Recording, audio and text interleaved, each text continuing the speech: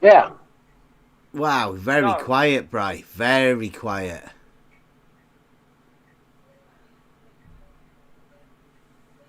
And That can't be the real Brian Evan. Way louder. yeah, that is. Yes, we are. Let me sort this camera out. Switch the light on.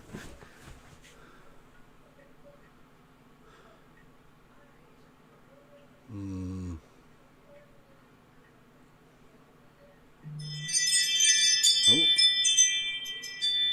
wow.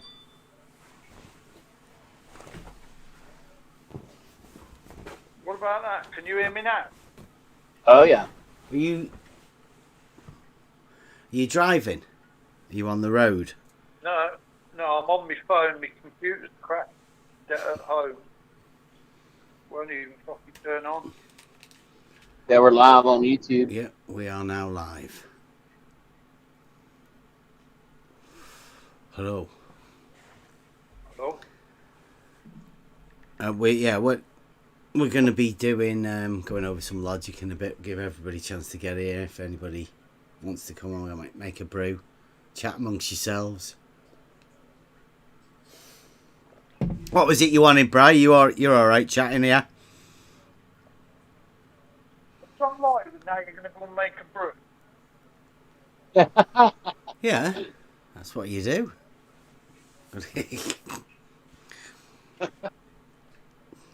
I think we need to reassess our table of contents. Make the brew. Priorities, man. Then go live. Right. Well, I'll tell you what I'll do. I'll get that clip of that dude that we made a video of earlier. We'll put that on. Should we? Mm-hmm.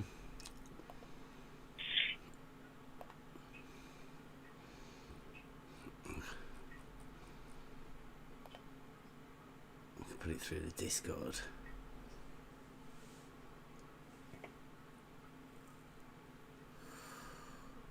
If I can find it.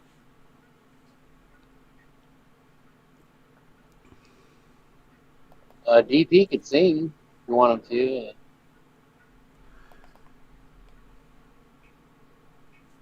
There you go. Oh, I'll put it in the meme room. It needs to go in the meme room, does it?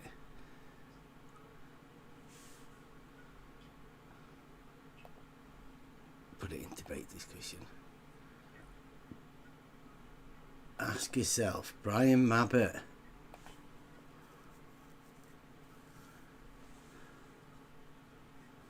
Oh yeah, that's great. While I go and make a brew, I'll just upload it to the Discord.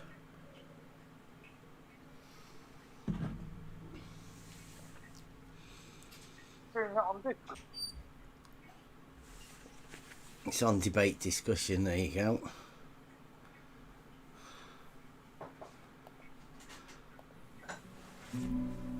Yeah, I was listening on the side there, and it's the most boringest show I'd ever fucking listened to until I turned up, funnily enough, and educated you all. Crazy, isn't it? I'm probably the thickest one here, and I have to educate you all.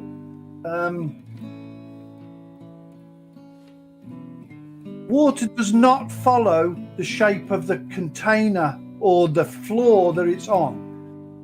Water flows until it reaches its own fucking level. Doesn't follow a fucking curve. If the earth is dropping, it would run off. Doesn't follow a fucking curve. If the earth is dropping, it would run off. End of story. That's where water's going. I'm not actually talking to these in here because I think these are too far gone. There are people that you just cannot recover. You've got to give up on them. I'm talking to your audience on YouTube. I want everybody on YouTube to understand my passion. I am not indoctrinated. I've rid myself of all that nonsense, and now I look around me and judge by what I see around me. And what I see around me is any test of water is flat when undisturbed or unaffected by another force.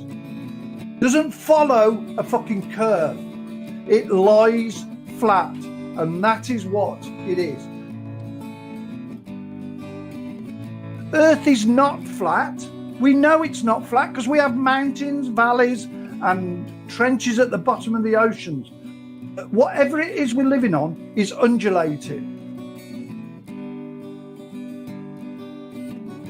But what water does, it shows us that there is no curvature drop.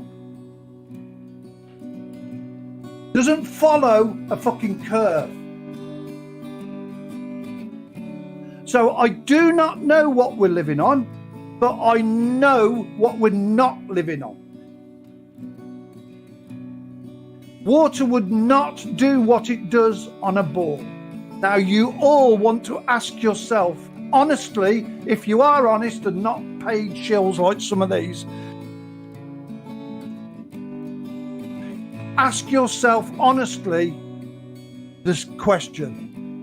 I had to, and it was very painful, and I can help wherever I can, but it is painful because we've all been indoctrinated with this nonsense. Bev on Try Thinking is exactly right. We all have the same horizontal and we all have the same vertical. Whatever it is we're living on, it is generally a flat plane. But Earth isn't flat. Earth it undulates. Peace, man.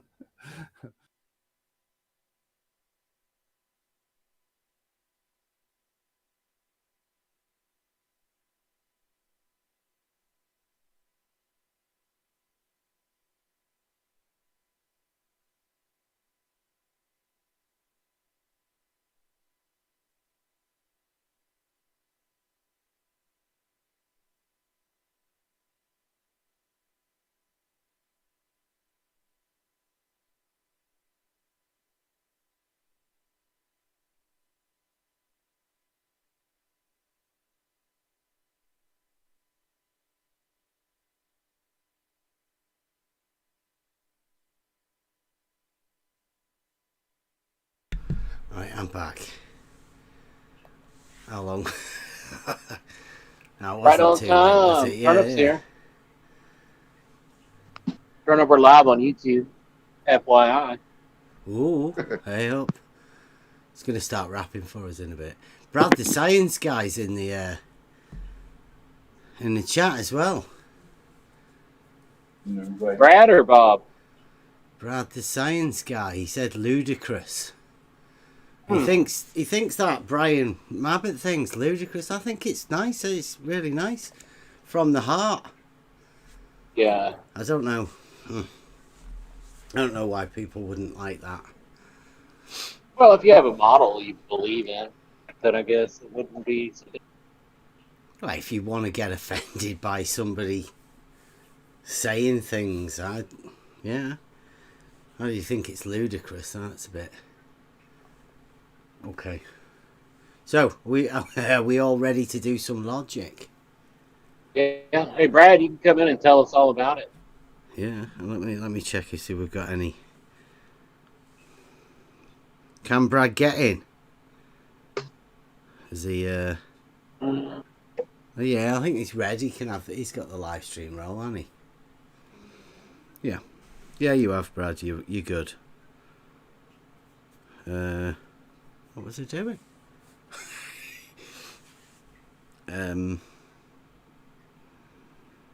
Oh, seeing who we've got in here.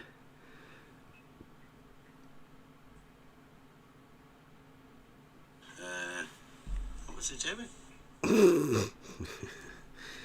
And we've got... I don't think we're going to have any trolls, but we're going to... The idea was to do some logic, and the basis of the logic is to make a statement. Now, because it's logic, a statement, you're trying to have an outcome at the end of it. So you have logic with a statement that is either true or false. That's a statement. It's not anything. There's the cat. Yeah. Fame. So we've got a statement that we need to do, and then from that statement we can logic a bit of stuff. So which gets a bit hard to trying to work out logic. Anyone? We got a statement.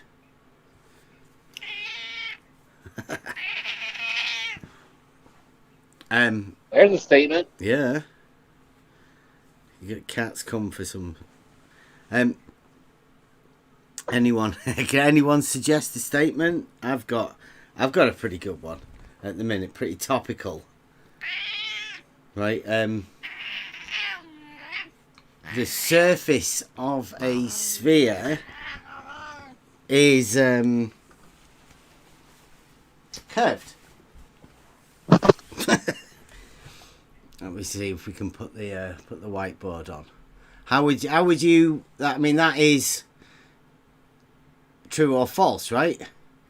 The shape of a sphere is curves away from every point. What?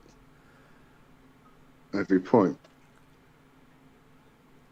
How we could do that, right? So if that's the statement, what we need is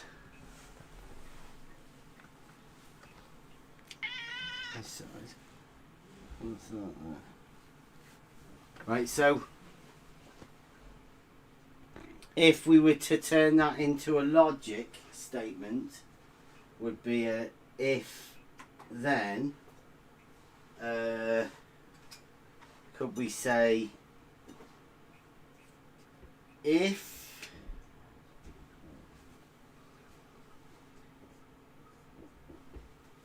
bring this mic over here. If it is a spherical object, does that sound good? If then. Yeah. If it is a spherical object, P,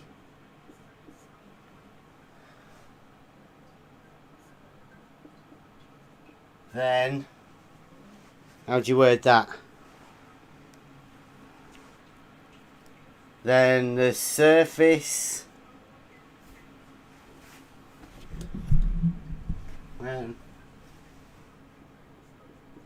Must continually curve.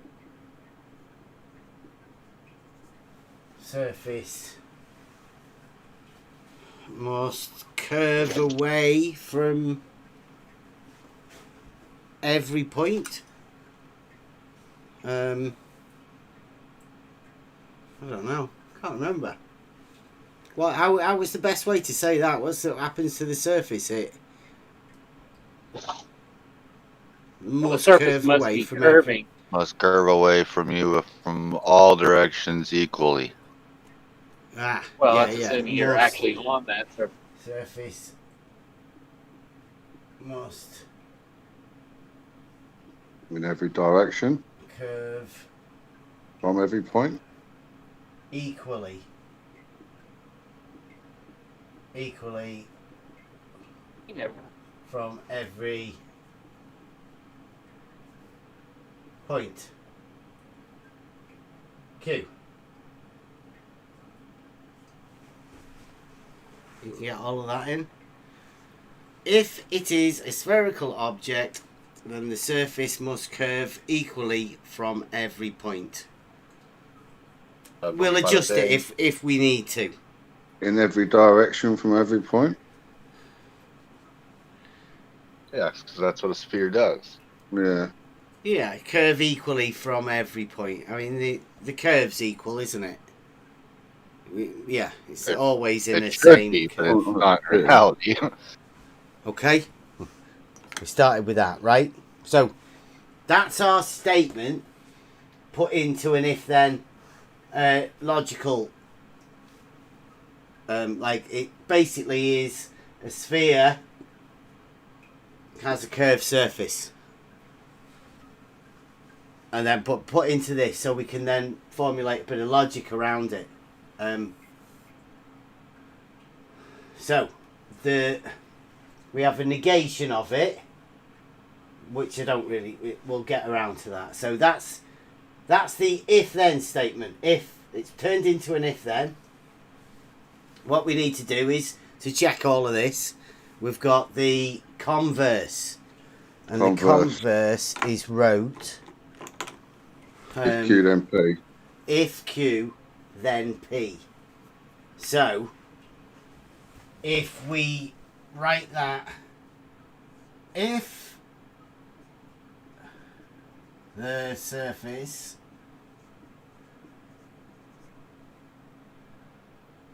curves equally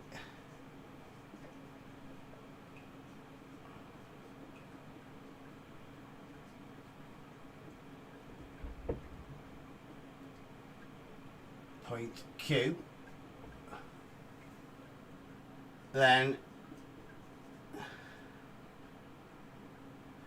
it must be a spherical object. P. Makes sense? Yep. Logically works. Makes sense Yep, that's fine. as well. So that is the converse.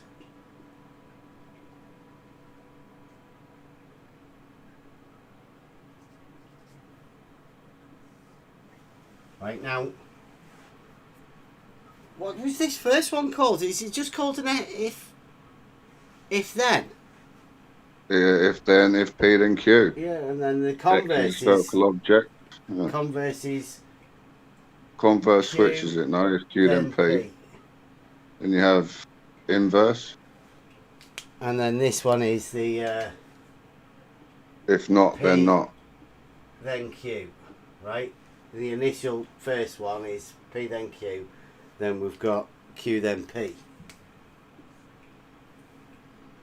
Right now we've got the inverse, which is if not P, then not Q.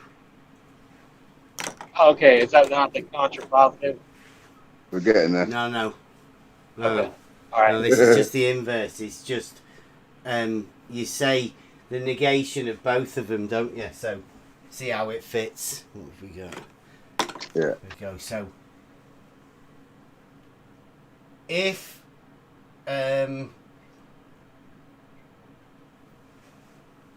it is not spherical objects, does that sound good? Yeah. Inverse. If it is not as the a spherical object, not P,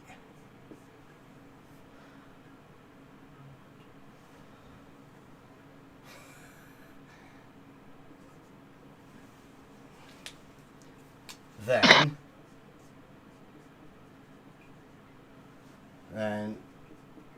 the surface, the surface curves equally, the surface,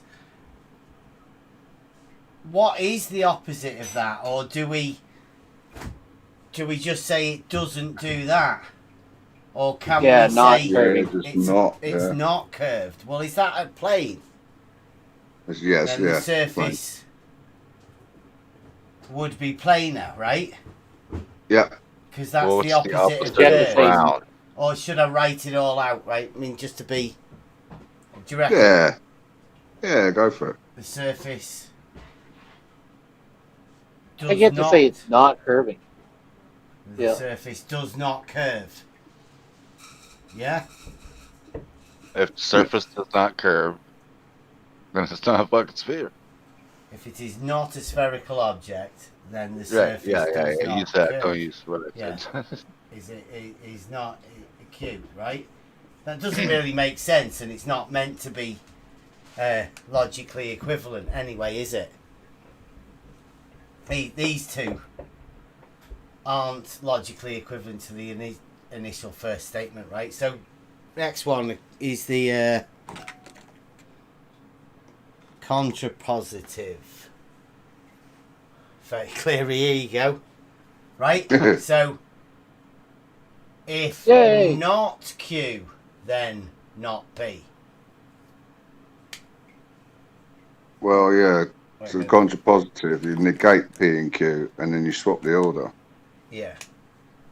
Which one's this? This is be the inverse.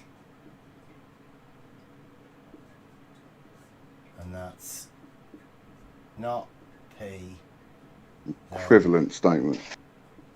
not Q. This one is. Oh, is that bright enough? Can you read that?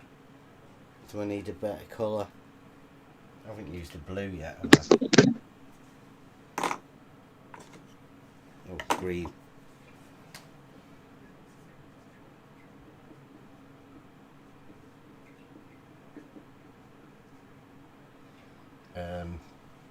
It's the not Q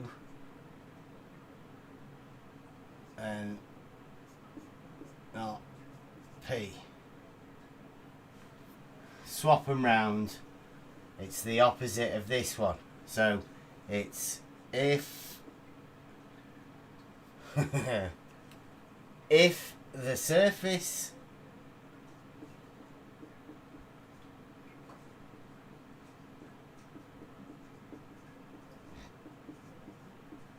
does not curve, not Q, then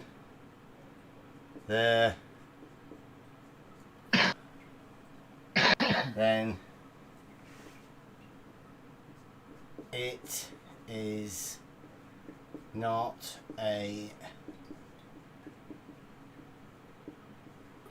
spherical object, not P.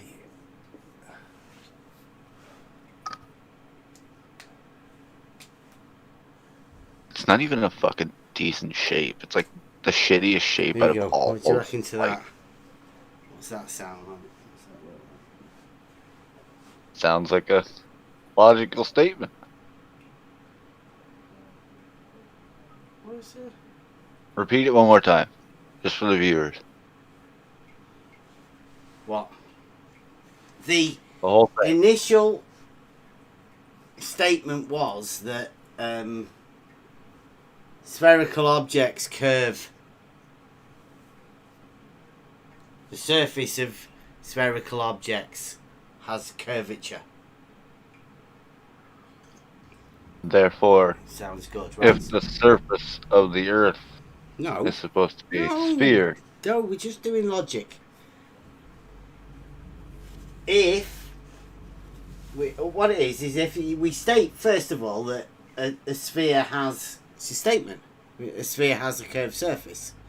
We then make it, turn that into a if-then statement. P then Q. If P, then Q. Antecedent, consequent. If it is a spherical object, P, then the surface must curve equally from every point, Q. Makes sense? Yep. I mean, yeah, it made sense the way I was going to say it before. Well, and then because we do logic, and these the converse and inverse can throw up a few different ways of looking at this thing, right? So you've got the converse is if the surface curves equally from every point, then it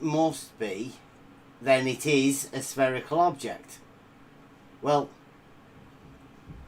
that would make sense, doesn't it? I mean, that is... Yeah. I can't see anything wrong with that. I mean, the converse seems to work as a rational statement. This one's, I'm not too sure about the inverse, right?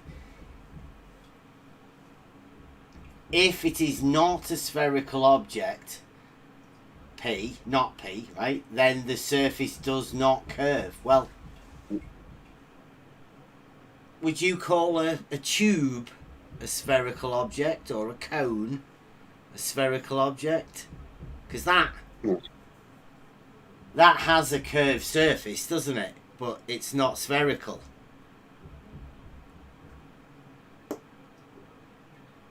Yeah.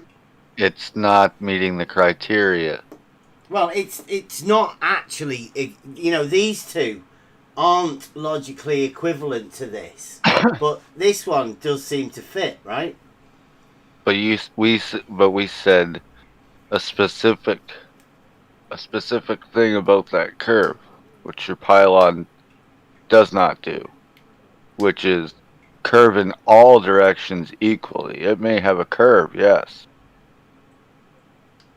That's why the curve in all directions equally is important. Yeah. Well, it's the opposite of that, isn't it? That's what the not Q, right? So it's the inverse of that. So yeah, that one brings up the conversation of, you know, there are curved surfaces that aren't spherical, right? Because that's right. they're what you call them and that'd be the first thing that they go surfaces, right? It's a spherical object that's a non-developable. Perhaps we could put that in there. Yeah, non-developable. Then the surface must be non-developable, right? Maybe. I'll put that in there. Indevelopable? No. Non-developable? Yeah, I guess.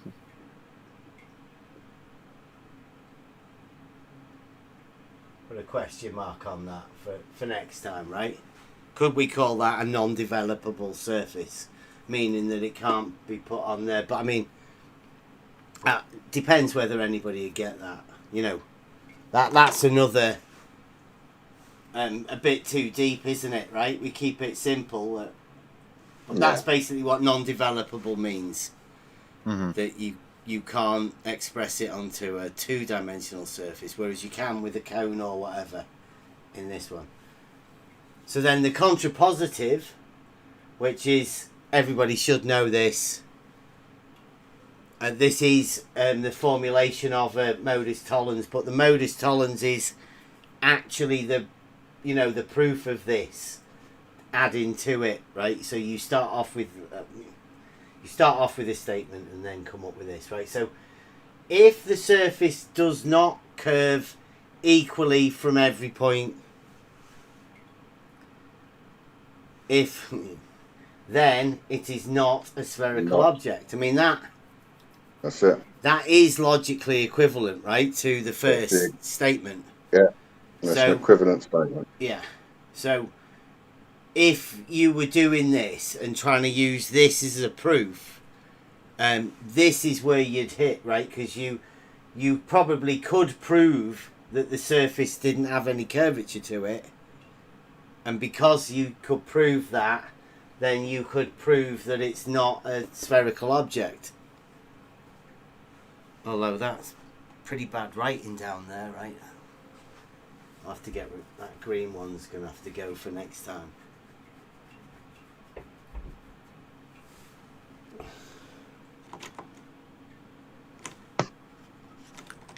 I'll write over that.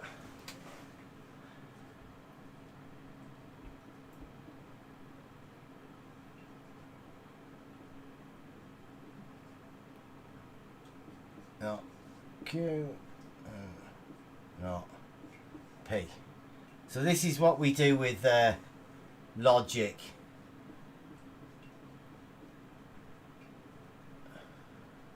I can't write while I'm... Somebody else want to do some talking while I'm writing again. Clary, you're up. Oh, yeah. Just riding down the road here. You know. And it... Hey, my window's rattling. That's a fan favorite. So you were window shopping? My window is rattling.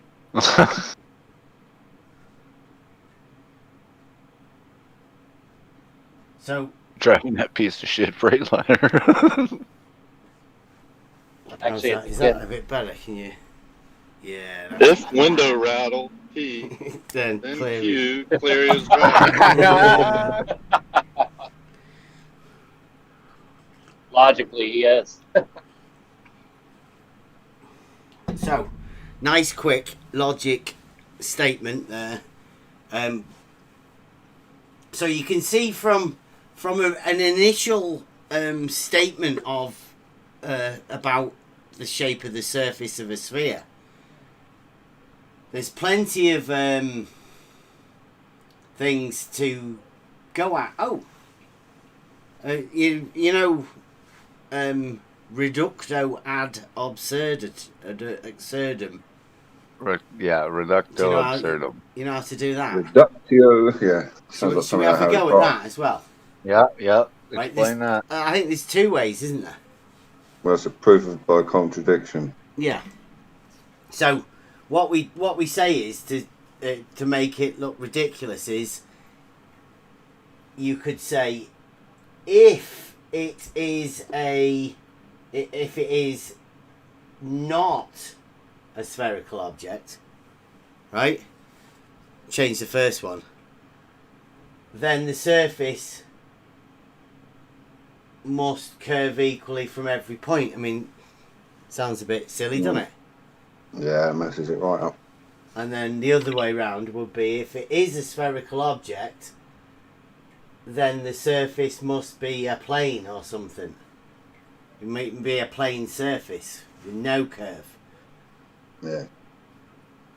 Which also sounds a little bit silly. I mean, can you imagine thinking that a spherical object had plain, flat surfaces on it? I mean, that'd be stupid, wouldn't it? Wouldn't make it. Definitely wouldn't be a sphere. It'd have to be some sort of polygonal thing. Sounds like a Donegon to me. Well, I don't know, disco ball type thing, right? Yeah, with a bunch of little squares on it. A ball with a little bunch of squares on it. Little flat bits on it with edges. But that means that there's cracks in between each one of those squares. Let's see if we've got anybody in the chat. Anyone want to come and take on this logic? Because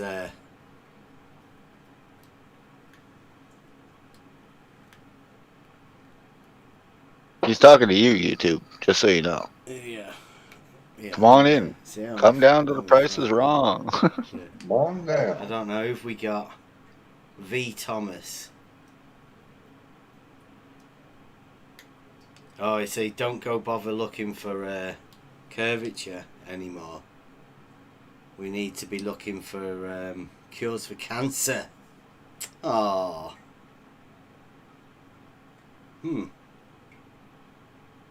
Yeah, the globe is a brain cancer. We have the cure. Yeah.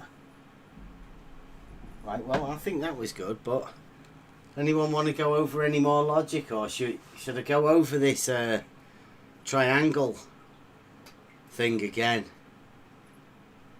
Oh, absolutely, yeah. I will go over that again. I quite like that. We can build on that. It's got a making of something. There's something there somewhere. Spherical objects and surfaces. Oh, new pen.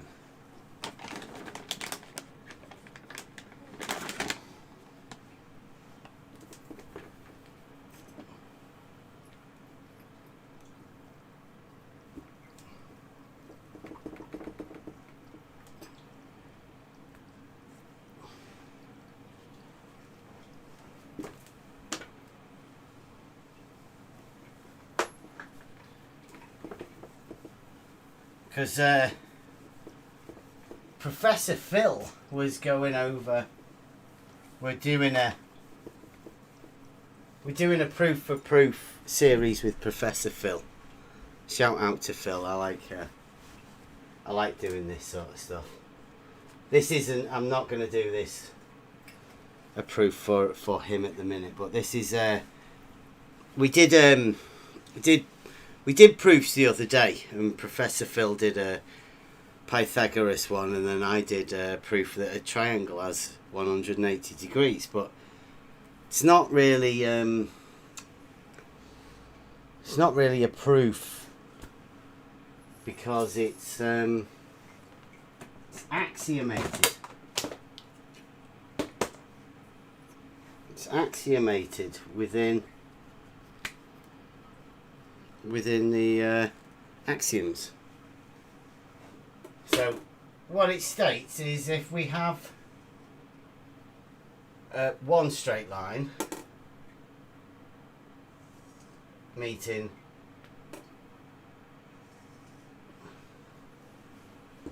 two, see that? Yeah. So it states that on the side, that this side has less than two right angles, because obviously you pick which side has got less, and this side's obviously got more, so this side has got less. If you continue to produce these lines, they will meet. Now, Bev, are you drawing on the board? Yeah. We can't see it. What do you mean you can't see it? Oh, can I you? can't. You can't see it. I want to see Oh, what that's you're why I'm doing. Right. That's- Okay. That's why I'm still connected because the camera's not on. Yeah. This might do Cleary, right? So, what's I'll be going on? done. There we go. It's Cleary. How are you doing, Cleary? Everybody still on the Discord? Doing all right now. Okay. Right. So, these two angles here are less than 180, but as this states, you've got this one line here, and this line here, and this line here. Now, if they produce out here, then there is going to be 3 angles, right? How many shapes do you know that have 3 angles? This one, but Euclid doesn't state that it has 180 degrees, because Euclid doesn't use numbers. All Euclid does is say that on this side with less than 2 right angles. So if it's less than 2, the remainder's made up on the other one. So this one, and this one, 1, 2, 3 equal 2 right angles. Because that's all Euclid states is a right angle. He's only interested in the correct angles, not bothered about all the other ones. He gives them names, but this is the right angle is his reference. So that would be 2 right angles would be that line. And as we know, if we do 2 of those, then those would be parallel, because this is what happens at if these both 90 degrees, these 2 will never meet, because the 180 degrees is already made up in these 2 lines coming down here. They can't meet because you need another angle there. So you you couldn't add 90, 90 and then have another angle down there somewhere, because triangles only have 180 degrees. So that's what this let's see if I've got it here. Yeah, it would become an unfinished square. I think they call it parallel lines, don't they? Oh, I don't even know where I've put it now. I had it on there. See, this is that shit that fucks with your brain when you're looking at triangles and stuff like this, and then you go ahead and you mix in shit like spherical anything, and then you go ahead and tell somebody, okay, go 3 right angles, and you'll end up right back where you started from. Bullshit. No, Not that is geometrically an unfinished square, my friend. Bev, do you want to go into the implications of this and the other 2 lines cannot enclose a space? Well, yeah. This like I say, this is the triangle, right? Now I'll show you the construction of what Professor Phil said for a proof. I mean, I did state this as a proof also. So what you would do is you make a triangle.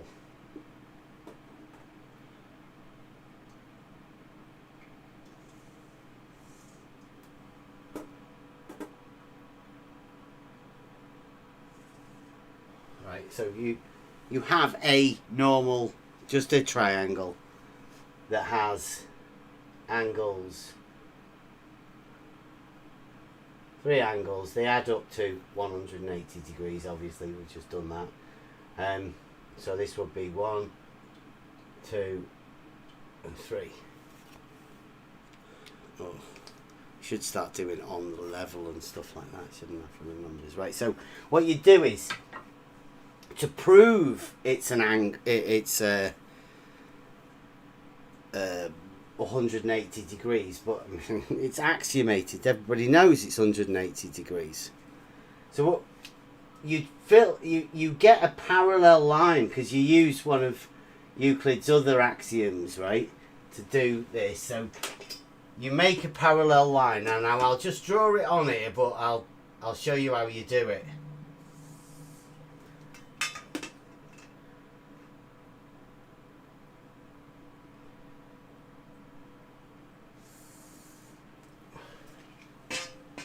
So you have this. Now, in order to construct a parallel line, you compass and pen, and you develop the arcs in order to do that. So what you would do, you would eventually build this perpendicular in geometry, and then from this line you would build another perpendicular off this one.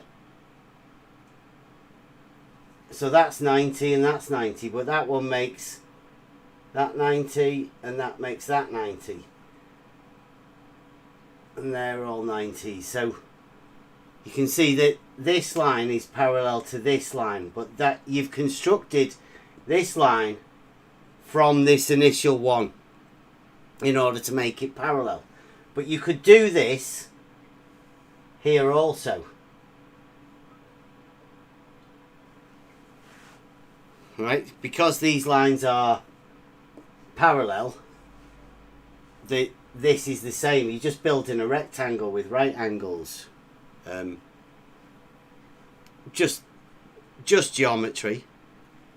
So what you can say, because you've now got 2 parallel lines, the way these angles work is if you extend that out and you extend that, you do the same on that one, same on that one there. you can say that this angle here is the same as this angle here. And because these angles are the same, then this angle here and this angle here, these are also the same. Right? Make sense? 1, 1. Yep. 3, 3. Right? So they're equal. So, but because these are equal on this angle, so you've got these two, they're all working together because they're on straight lines. They've all got the angles that are equal, opposite. Then, because this is equal here, this one becomes the angle 2 here. And then this angle is the opposite angle here. So this is 1. So 1, 2 and 3 all go together to add up to the angles on this straight line. So all 3 of the angles, 1, 2, 3, add up to the 2 right angles, straight line. It's not classed as an angle, it's just classed as a straight line. That 2 right angles is a straight line. So it's not termed as an angle, it's just termed as a straight line. So you could do this the same as well. This angle here is the opposite. So this is 1. This is also 1. This is 2. This is also 2. This is opposite. This is also 3. There you add up to 180 degrees also. All because triangles and angles of these parallel lines all go to make 180 degrees. But you can see, if these 2 lines that are here, that are needed to go across, if these 2 lines have at these 2 angles, 2 90s, then they're never going to meet. Because you need 180 degrees to make a to make an angle, right, to enclose the space. These 2 180s will never meet these 2 lines because you need 180 degrees and you've already got them. They're took up by these 2 right angles. Does that make sense? That, I mean, Yeah. So is that axiom 10? 2 straight lines cannot enclose a space. well, that would be that would just be that. Right.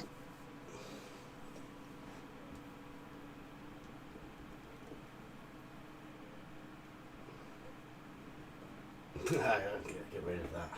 So yeah, I mean that axiom. I don't know how many people have got a Euclid book or anything. We may have spotted an inconsistency. Is that we have Euclidean geometry books, and we're looking at it, and one of the axioms is that no 2 straight lines can enclose a space. It's not quite straight, but you get the meaning. Because that one continues that direction, that one goes in that direction. Right. They would never. Well, first off, for one, it's a straight line. It's never going to meet itself, is it? I mean, that would be ridiculous. You couldn't make this go that far in that direction that it ends up coming back over here. No. Right? Imagine how ridiculous that would be, like Pac-Man. And obviously this one, just because it goes in a different direction, it's never going to wrap around to here. It's a straight line. No. So, I don't know, I mean that that is within. It's axiomated within our books, or within my book anyway. I'll put it up. We'll get it up somewhere, right? Some point. Well, what else? What more can you say about that? Two straight lines don't enclose a space. That's pretty obvious. But why would you think you'd need to write that in a thing, right? I mean, it's self-evident, but I guess you'd have to have a serious need to point that out to people, that two straight lines can't enclose a space. And yeah, I mean, it's up for grabs. I mean, it's definitely in my book. It's in my old book too. 1871, my old. Yeah, I'm looking at mine now.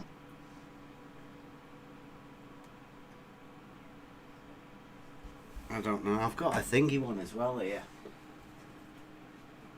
Let's have a look at that. I've got the fancy. Okay.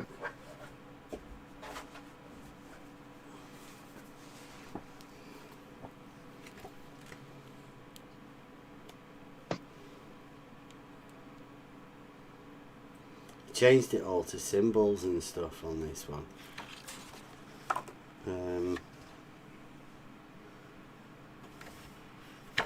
Definitions. It's got in the parallel straight lines are such as in the same plane and which being produced continually in both directions would never meet. That's the definition. Right. Which one? Oh, no, it's in this one. It's in this one. 35.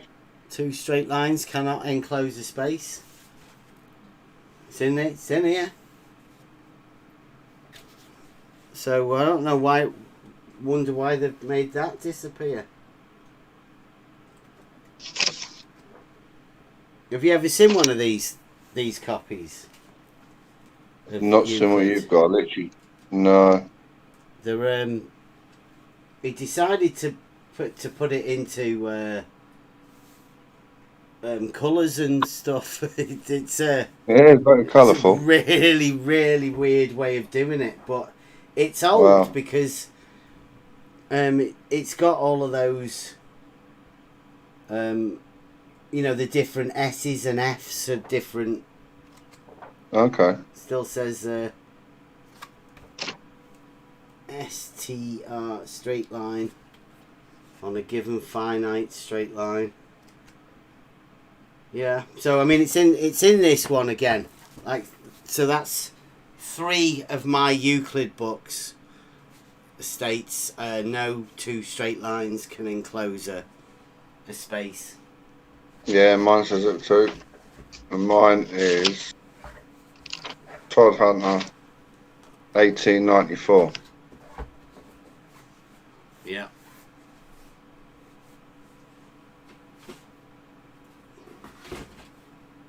Yeah, so I've got this one.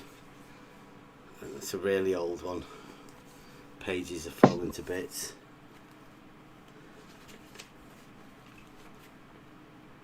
This one's 1871.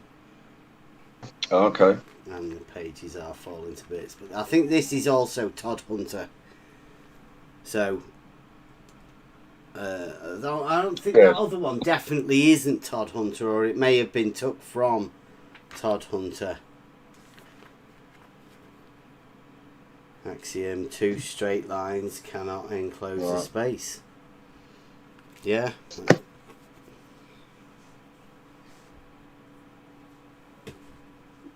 You may wonder why that means something, but just keep an eye. We'll get round to it later. Yeah.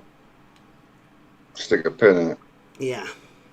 Make a note. Make a mental note.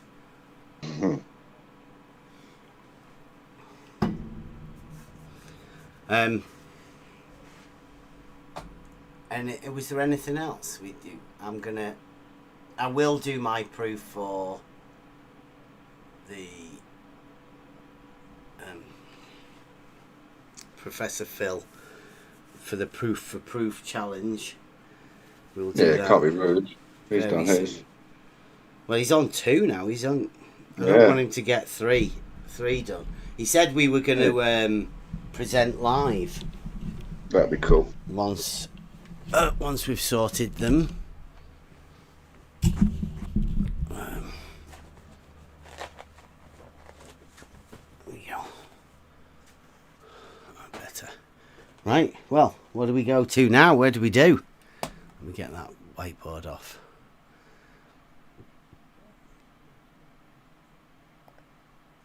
No, wrong one.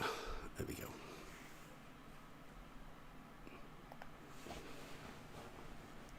Have we got anything going on? Anyone else? I swear everybody goes quiet on us now, is it? I can't think of it. The logic is pretty important at the minute because it gives us a chance to learn, formulate an argument, right? I think that's what's missing round here is the ability to formulate an argument that makes sense. Yeah. That people cannot obfuscate, because so half the time you find yourself getting lost in an argument doesn't really make any sense. Mm-hmm. Have we oh, there you go. DP with the meme. Thank you very much.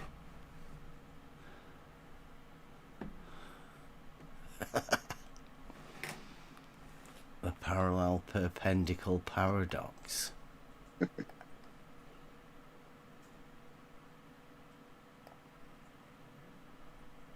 Like it. I like it.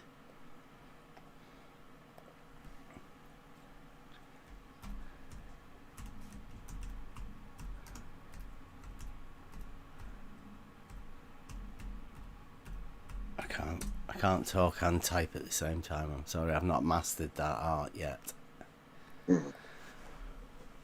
Yeah, the logic gives us chance to formulate arguments that help us. I don't know, just make sense of stuff. There's too much at the minute where when everyone knows you go into certain places and you cannot even discuss certain topics. You cannot you get asked to make a statement or make a claim or whatever, and then as soon as you do, nothing comes of it. There's obfuscation and bad mouth tactics or whatever. I'm just after a conversation with anyone really to have a go over this geometry. Surely there must be somebody that's willing to have a discussion about this. I think the only one so far stepping up is Professor Phil. So good on him. Yeah, with the proofs, I like that. Yeah, everyone else just obfuscates and shouts and shit stuff. There's a couple of guys out on the YouTubes. I wonder whether I could get that on. Let me see whether we can find a thing. I'm going to show you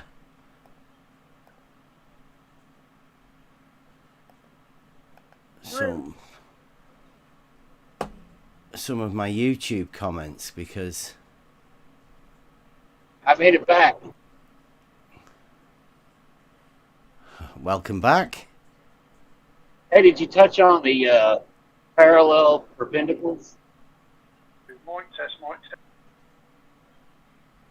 Oh, you there, Bri? Yeah. I don't know what's been wrong. I couldn't get any audio. That camera could do that sometimes. You can Yeah, see yeah. it, but Do you want me to turn it off? I've turned the camera off, haven't I? Yeah, you'll have to let us know if I put the camera on and you get problems on the Discord. You give us a shout. I was just trying to say about 2 lines. What about longitudinal lines? Do they compass an area? Well, Or is this why they've wrote it out, do you think? I'd say, you know me, I'd say they're not straight. But I mean, Yeah. certain people may disagree, and yeah, it'd definitely be a troubling axiom for them to have that hanging around, wouldn't it? I mean, in my Euclid book, I have 12 axioms and 3 postulates. Well, they only have 5 postulates. That's it. So there's loads of them that have gone missing. Common notation or common notions, as they get called. I'm trying to find these videos. Is this proving longitudinal lines are not straight? that's what I would say. Well, yeah,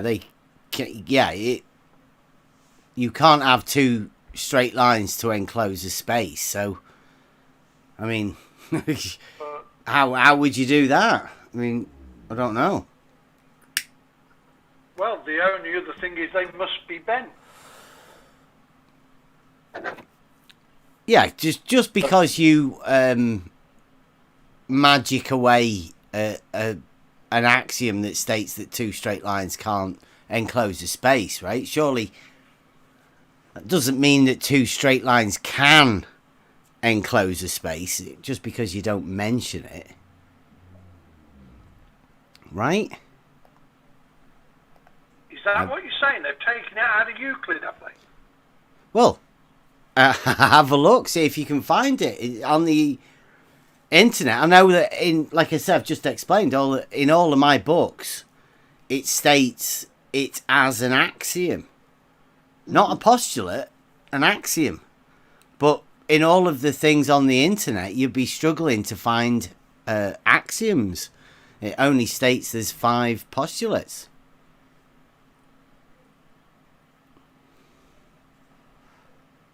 Let's see if I can get this on screen. I've got some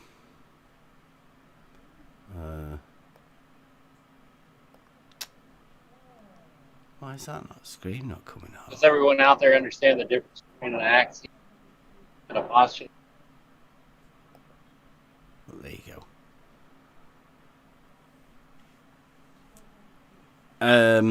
I don't know. Do you want to go over them? I'll go over them in a minute. I want to go over Mr. Sensible. He's been commenting on a video, right? We did the Brian Mabbott video, the one that we heard at the beginning of the live stream. And Mr. Sensible comes in with a really brilliant highbrow argument with his "oh my god, derp." Is that the cheesy guy with no logic? That's the fella, right? Right, gotcha. So I say, yes, you are, because he is a derp. That's the best he could do. Tom Mole. Somebody else said something about Tom Mole the other day, that they've gained a troll called Tom Mole. Was that you, Brian? Yeah. Yeah, It was there me, you go. Here he is. That's not what he meant, Tom. Spastic. He put no, Bev. He, Mr. Sensible, means this idiot babbling about verticals and watering running off the planet. You derp. you do have to agree, right? And I put, that's not what he meant, Tom. Spasticus was speaking like he does. That's how he shows appreciation for his mate Brian. He's your mate, isn't he? Sensible, right? It's like a lad thing that he goes like, "Oh my god, derp," all the time, like, because it's dead intelligent. Best mates. Yeah. And then Mr. Sensible says, "Bev, I thought better of you than using hate speech, pal." I go, "Well, check that." I put, "Yes, you are. That's not what he meant, Tom. Spasticus was speaking like he does. That's how he shows. Is that hate speech?" That's what Tony called him, right? Spasticus. That's what his name is. So it's not hate speech, is it? Calling him Spasticus? I don't think so. Argue against me. Look, argue. Argue against me or even insult me, fine. But stooping to that, you can do better, eh? And yes, I was prompted by the drivel about water pouring off the globe. That is just bloody stupid. Ask him why rivers flow then. Would it be because the ground's dropping away from underneath us? Well, he said argue against him, right? And you know the bit that he said before that? It's here. "Oh my god, derp." So, I mean, how do you argue against something like that? Like, what a decent argument that is. So I said, what was that your argument? Would you like to argue against reality hydrostatics? I expect you'll decline the offer to view the interactive presentation, including a method and a proof for level being a straight line. I don't think you have enough faith in your model to see it. Try and prove me wrong. To which, Bev, are you saying that you think if the Earth was a globe, the ocean's Ike would run down the side and perhaps drop off the bottom? I'm not assuming you think that. I'm asking for confirmation. Cheers. Right, I see. Bless you. This, we're doing logic, right? Then, if the Earth was a globe, I mean, that's the first part of a logical statement. This is Mr. Sensible, right? Yeah. If the Earth was a globe, the ocean's Ike would run down the side and perhaps drop off the bottom? Question mark. I mean, it's not really a very well formulated logical statement, but it's got possibilities, right? The water, I would say, the water would run down the side. Yeah, because that's what happens to water on balls. So I'm saying it was a passionate closing statement that deserved its own video. Are you saying you wish to talk about the right line geometry of reality with us? To which you think, Mr. Sensible? Yes, I'd love to talk about that. No, I was specifically commentating on the guy saying that the water would pour off the Earth. That is spectacularly stupid. I'm glad you don't seem to be holding that as a view. Like I say, I know what happens to water on a ball, thanks. I know what happens in reality to water when it finds its own level. And then he says, you're avoiding the question, Bev. Given a globe Earth, like that's that. Here you go. Here's the globe Earth. Would the water all pour off the bottom? Easy question. It's like, well, here's a really easy question. If somebody gave me a globe Earth, like a model, like they are, and I were to pour water on it, water would pour off the bottom easily, because they're just models, Mr. Sensible. Okay, tip your hat to you. That was fucking brilliant, that. So I said, I'm just sorting some logic, like, as we were. You're a fan of logic, aren't you? And cheese. I'm more cheese than logic, I think, myself. I'm going to be doing a series on logic and geometry and the logic within geometry. Would you like to come and chat about logic with us? No reply after that. He's not too keen on talking about logic. But I mean, offer's still open, Mr. Sensible. If you're, it'd make a good day, wouldn't it? A good chat. Yeah, Let's just talk about some sort of logic. I'd be up for that. We get a team. Yeah, you could get a logic team together. We'll get a logic team together. Let's go. Plan. Yeah. Have a logic off. Yeah. Even logic, bro. Oh.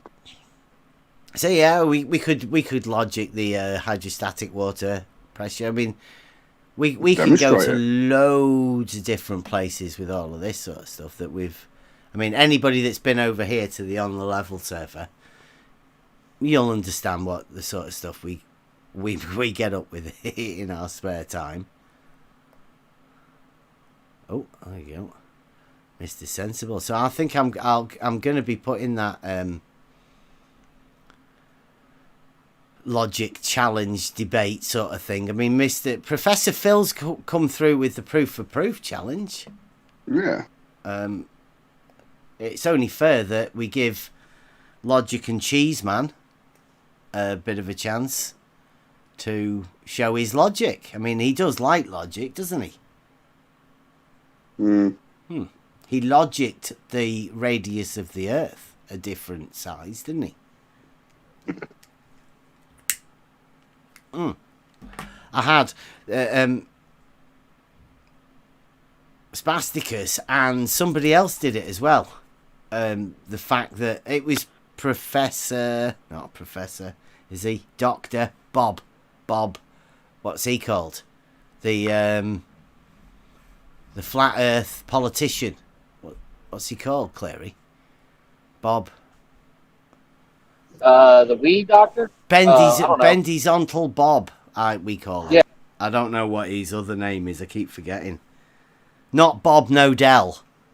Not that Bob. The other, the one that does he sell weed, or is he just a doctor in it? I don't know. Politician. He does. He does something. He also said that it doesn't really matter how big the radius is. The fact that it has a radius means it's a sphere. He's happy. I mean, I think that's what your Logic and Cheeseman sort of went with as well. He was happy that it was being called a radius anyway. He wasn't bothered what length it was. Any length will do.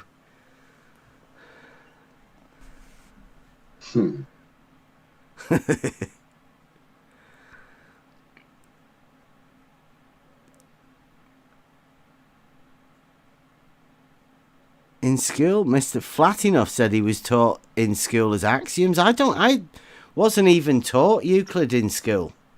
No, same.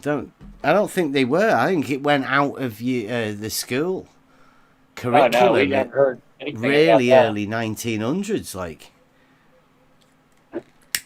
Maybe he's 130 years old.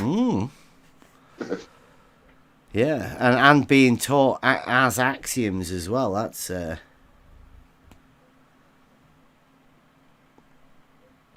Maybe they realised it disproved their nonsense.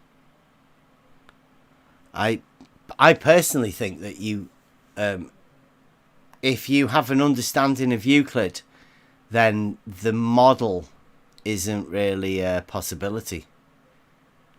But I mean, that's just personally. I mean, yeah. I may think of it differently, but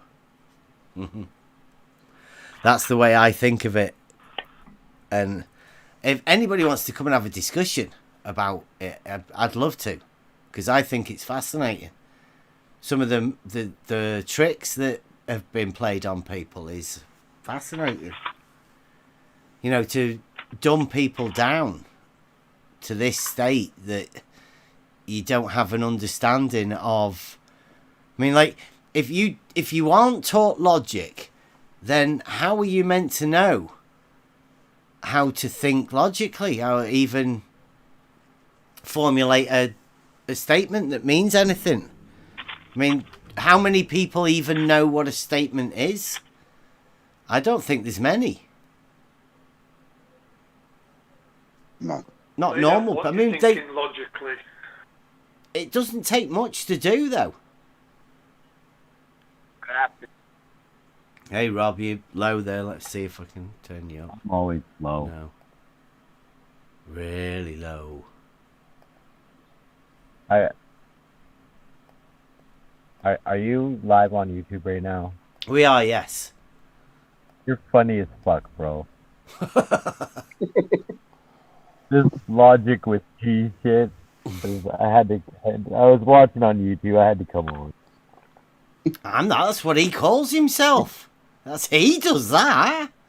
Yeah, shout out to Spasticus. That's his joke. Yeah. That's his reality. He does. He comes at science with cheese and logic. That's his catchline. I like it the way you think it's a joke. Do you hear that, Spasticus? He thinks your logic and cheese is a joke.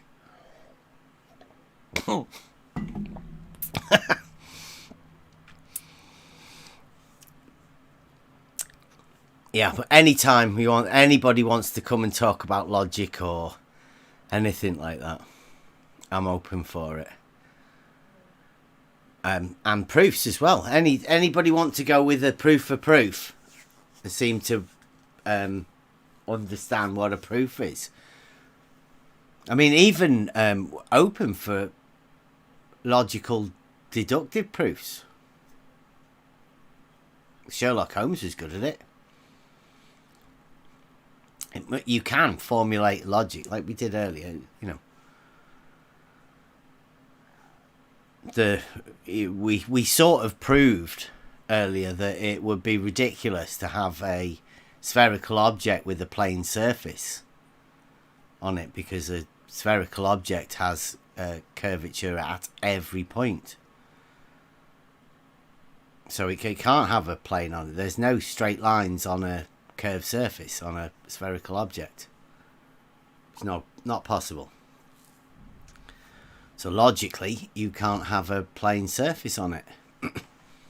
Is that proof enough, or does somebody require more proof than that sort of thing? I mean, what sort of proofs do people require? And that's another question, is to what is it that people require for a proof? We've been saying about bringing a conversation about the proofs. It's been needed to be done and had for quite a while. People, the conversations we've had round here, I've had quite a few conversations with people, and most of the people that actually know what a proof is and have actually required and got their own proofs, they've done it for themselves. They don't need anybody else to show them their proofs. They know that the only people that can get the proofs for them are themselves. And once you have that proof, it doesn't really matter what anybody else says, because you've actually gained your own proof. It's a very powerful thing to be able to gain that for yourself. Not to rely on other people. And I mean, the knowledge that does somebody just pour knowledge into you? You know, like they hand you it and go, here's some knowledge. Look, read it. Yeah. I don't think for me. That's not that's not how you gain knowledge. You have to experience it. Go through a mental process of how you actually derive it for yourself. Definitely, otherwise you just believe in people, surely. Oh, I think that looks like it's Gem. Jem's in my chat. Oh, honoured, Jem. Honoured. He's come in to say, I cannot think of anything I have watched that is more devoid of humour than this insult to video. Nice of you to pop in and say that, Jem. Nice of you to pop in and say that. It's a pity you can't actually come in and say it.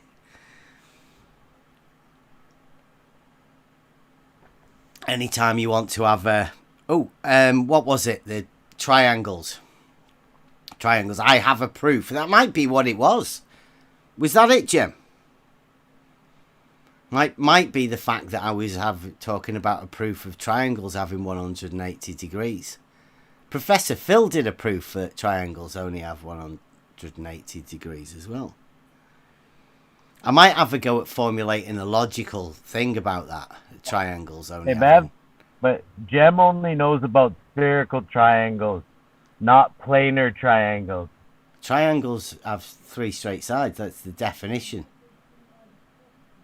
Yeah, but he's married to a model. Yeah, they're not straight lines though. Like, because there's a Jim's proof. married to a model? Oh my god, Jim, you gotta show me a picture. I bet it's globular. She's a big girl.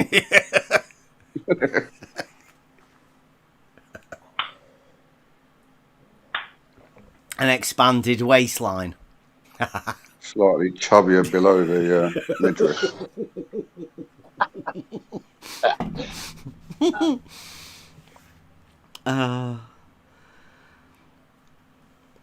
Yeah. So, yeah, logic. And anytime Jem's ready, I'll come over there and we'll have a triangle off, Jem. I'll bring my proof of triangles having only 180 degrees, and you can come with your... Well, it'd be nice to have a definition, because triangles have straight lines, 3 straight lines. And there's a proof for triangles with straight lines only having 180 degrees. So it's pretty simple.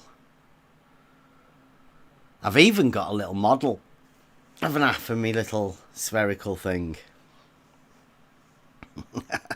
Oh, he's still listening, Clary. That was mildly funny. What did you say? Yeah, Jim, like, you need 2 straight lines to have an angle, so, you know, you can't have that on your sphere. Yeah. Yeah, there's all sorts of proofs, isn't there?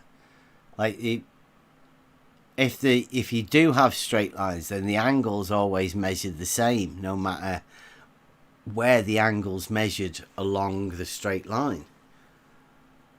And such that's the way angles work.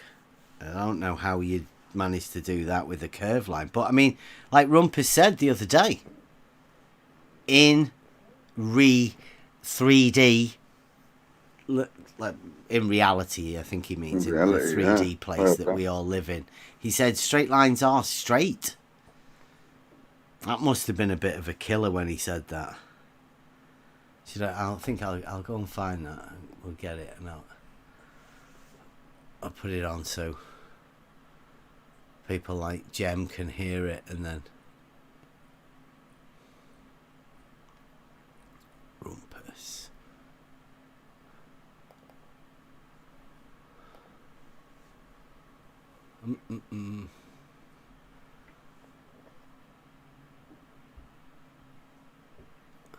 Oh. It's not the shape of triangles. Jem, please, Jem. We are not going to debate the shape of triangles, because they are triangles. Angles. Yeah, Jem wants... He's not... His debate server, the Morbit, is definitely not for debating the shape of triangles. Isn't that right, Jem? I can't see the chat or nothing, but is he seriously trying to debate the shape of a triangle? He says, Bev, the trouble is my server is debating the shape of the Earth, not the shape of triangles. Emma says, according to Gem's server, shallow Earth is a thing and has been the day's special topic. Yeah. Well, obviously not, Gem. Just the shape, not the shape of triangles, but the shape of the Earth. And I noticed he's put a little e there as well. So that's like dirt and mountains and all of that. That's what you debate the shape of the Earth, the ground. Of the dirt. Yeah. That's all been measured, man. Yeah.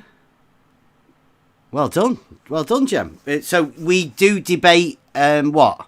My mountain's bigger than your mountain? Or my valley's the opposite to your mountain? I don't know, Gem. The land has all been measured. I mean, thousands of people over hundreds of years have measured the topography, the elevation. Different cultures and religions and different races. I think he's conflating elevation with curvature again. Yeah, I think he does that all the time, doesn't he? He's also getting mixed up with it's him that has the idea that triangles have more than 180 degrees. I mean, all the time, whenever anybody measures them. He was said, Gem. That was you. You said that. Whenever anybody measures a triangle, they always get more than 180 degrees. I mean, I understand now why you don't want to debate it, because it's fucking ridiculous, Gem. But I understand why you don't want to debate that triangle thing. Who was it that you got your proof off, Gem? Who was it? Was it who else has measured triangles with more than 180 degrees? I don't know. Larry, Curly, and Mo? No, I think Gem just made it up. They've never said that. Why would they say that? I bet Jesse's mentioned something about somebody in the past doing something and then showed a picture of something. I mean, that would definitely be a possibility. Gem might have thought that he had the backing of somebody that might be able to come and save him, but I highly doubt it, Gem. I highly doubt it. Gem, Bev, we could debate whether being obtuse is a useful strategy to advance an idea. Well, we do logic, Gem, here. That's what we do.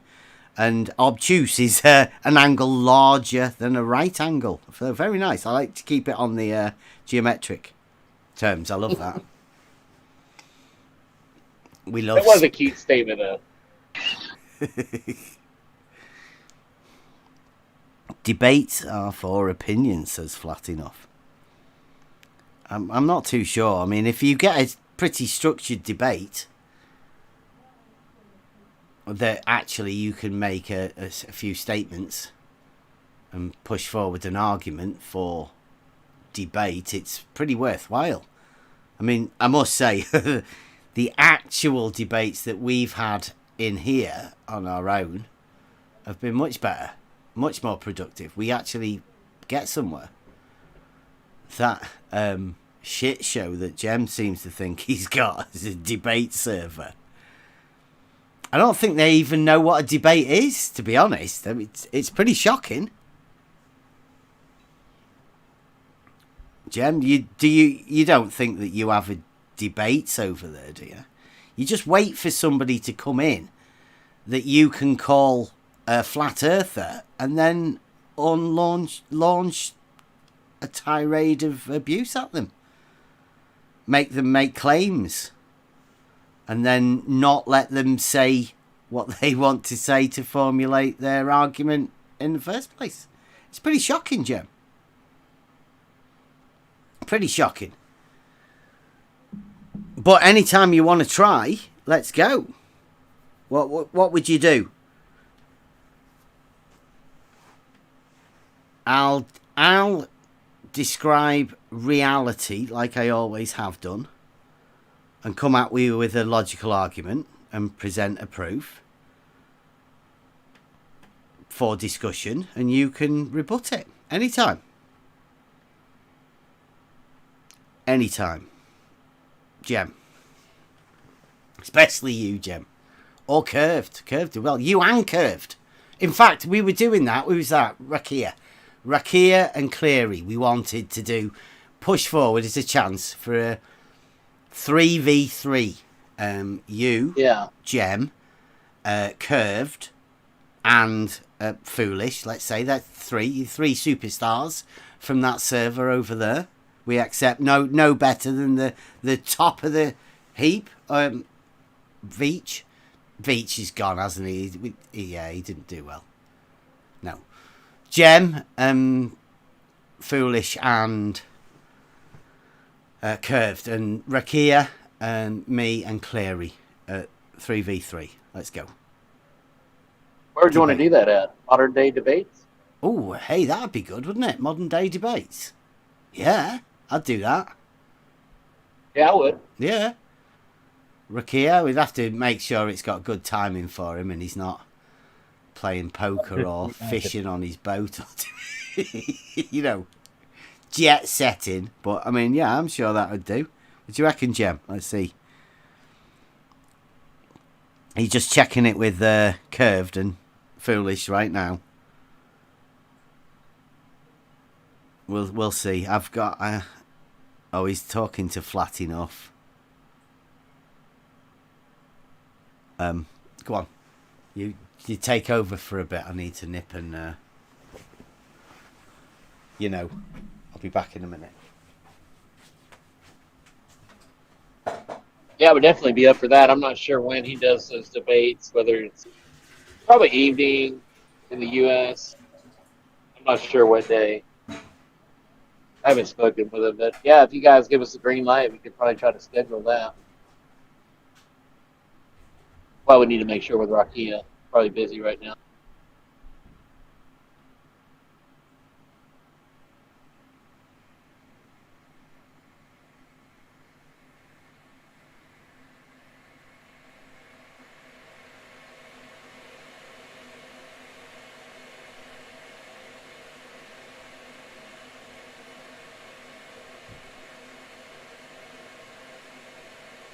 I should be looking at the chat.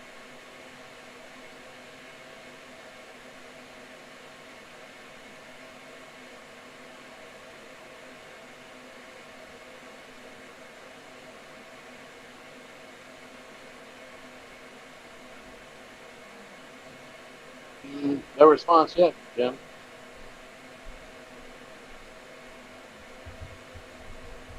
I don't know. I guess he has to think about it. I need to run it by Curve. Or Foolish.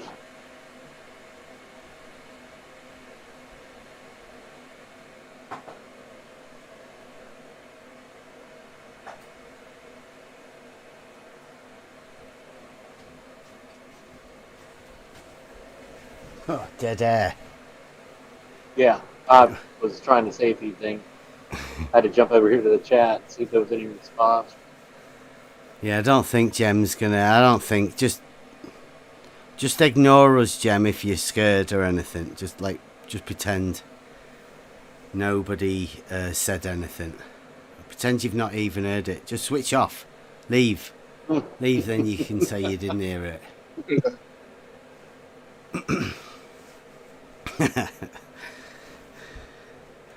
Yeah, Emma says she might want to come in. She might want to come in if and debate Curved. She likes him that much. Yeah, I bet Curve would enjoy that. Yeah. Right, we've got this as well. I think we need to go over this. Keep going over it. That when we've been talking with, obviously, with all of the ballers, and I have always said the oh, can't see, I'm in the way. The ballers. Oh, let's see. 3.1 mil. That's what Ruhif has given us. These are calculated numbers. You see all of those? All of these numbers here are the numbers for the calculated drop for the Slice Barcane individual 100 metre water levels. Now, the 100 metre water level is just a water level with, for two ends of a tube for 100 metres, and then what you do is you get another one and you put it next to it and you mark the water level and you go on to the next one. So these are the calculated drop numbers for the water level. Now, obviously, a water level levels out. It's an even altitude. So what sort of a numpty gives you numbers like this for drop numbers? What do they have to do? They're calculating them. Yeah, I don't see how the water could change based on the even altitude of, pressure all along. It's going to be horizontal. Everybody knows that. Yeah. Yeah, but these numbers, all of these numbers here are the ones that Brad, the science guy, and whatever, Ruhif, Ruhif, millionaire Ruhif. He's very, very clever, obviously. If you have to have that much money, you must be really clever. Clever enough to measure numbers for the drop of a water level. Yeah, Jesse said it's measurable. A lot of people now Yeah. are trying to say, no, you can't measure it. We just pretend it's there. Yeah. Yeah, it's a drop, but it's not a drop, obviously, because it's water level. There's no drop. So it turns into a hump in the middle.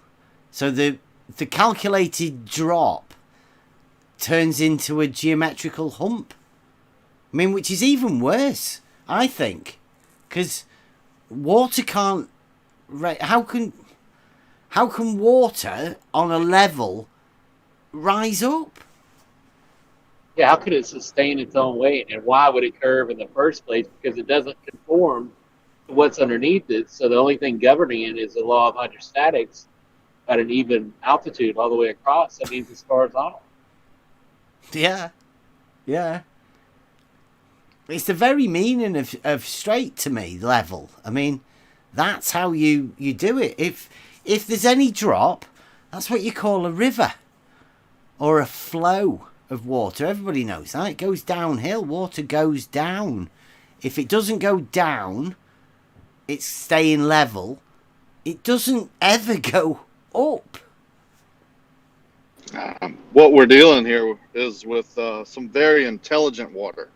Yeah. It knows the radius that it's dealing with, and it stays at equal elevation to the center of the Earth. Personal to you as well, right? It knows where you are, because it knows it has to drop from you. Also. Yeah. The smart water is always on top also, right? Like, Yeah.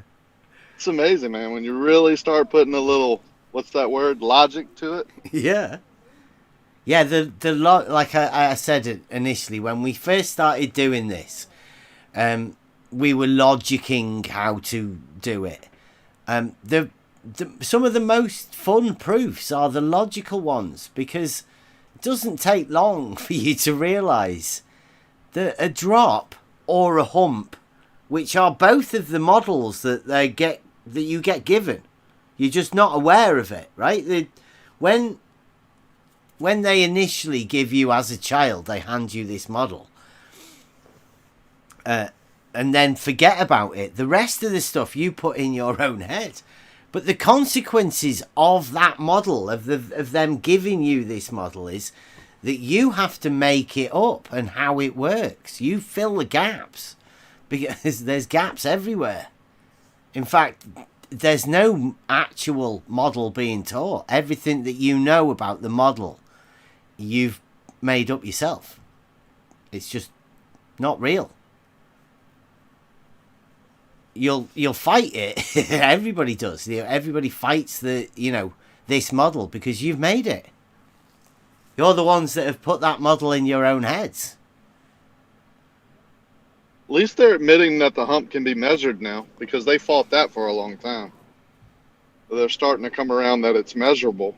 Larry Scott even said you can calculate how much higher you would have to put your grade stake in the middle I heard that. of a 1 mile shot, which A to C being 1 mile, C would be 8 inches lower. And if you put a point of B in the middle, you could calculate what that would be.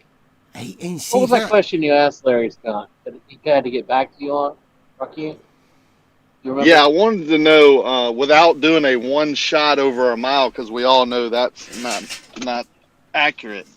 To be very accurate, to create a horizontal plane using grade stakes, how you could do it by not doing the one shot, like do it in increments or reshoot or whatever. I mean, he's the surveyor, right? I want to know what he would do. And he said he really didn't know. He'd have to get back to me, so I hope he does. Because I told him I wanted to do that, right? Like maybe he could teach me how to do it. Once he figures out how to do it himself, teach me how to do it. And then I would actually go do it, because I don't think anyone else will. Because I've been told what I did was wrong. Yeah. Yeah, he's just a hobbyist. He told me in Travis he bought some old theodolite, went out and started looking at distant mountains and stuff. But then now everybody pretends like he's an expert. I don't understand that. Yeah, I don't know. He's said several times he's had work and has done work all over the world, basically, surveying. But he does it as a hobby now, so I don't think that matters. As long as he can come up with a way to create an accurate horizontal plane over static water, I'm happy with something that's duplicatable. You know, where any novice person can go out there. You know, something simple that you don't have to have a certification to go do. Well, the experts with water levels I've found.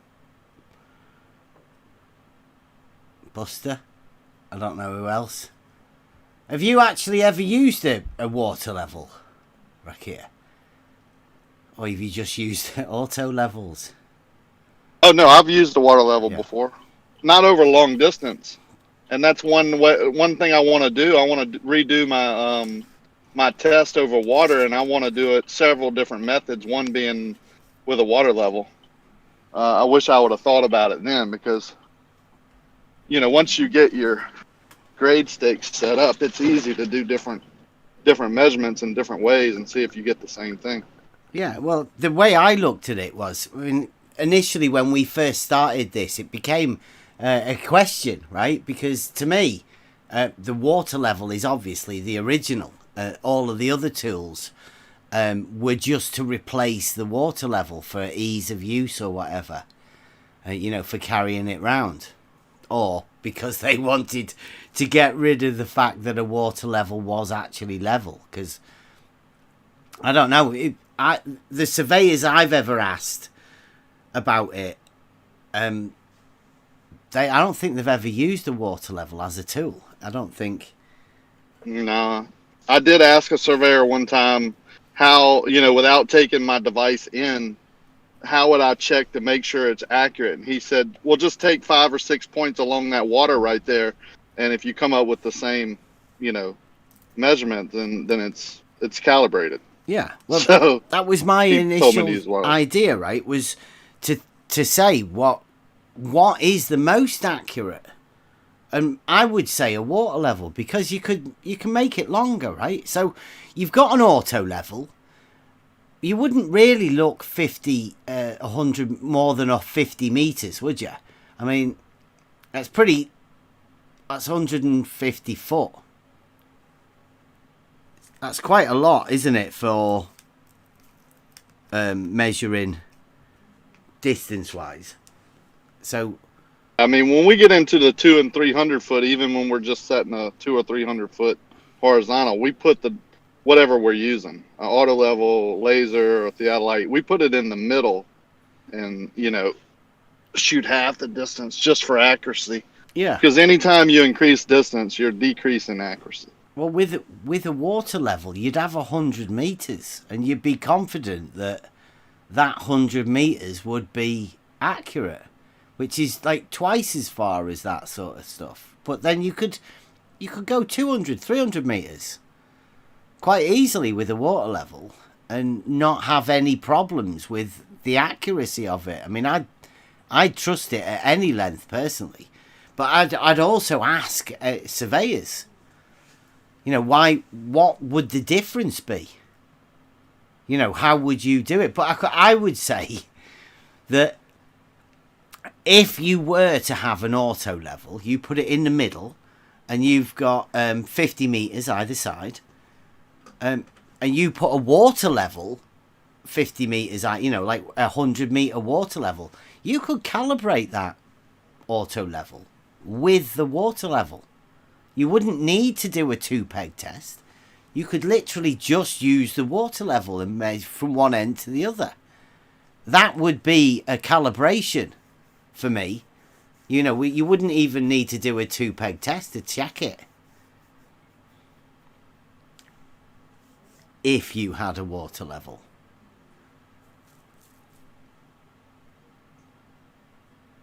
And I'd say that would be more accurate. Just by the fact that you could definitely calibrate any auto level, laser level, or whatever with a water level. Yeah, and I mean, if it was a read, if it was a different reading from each end, do you think the water level's out? Yeah, that's what I mean by the calibration. Yeah, you would never go, oh well, my water level must be out. The auto level will definitely be correct. Yeah, because I've had that calibrated. Yeah. Yeah.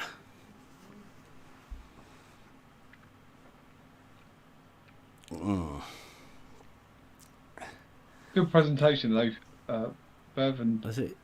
Everyone involved. Did you like that logic? Yeah. Yeah.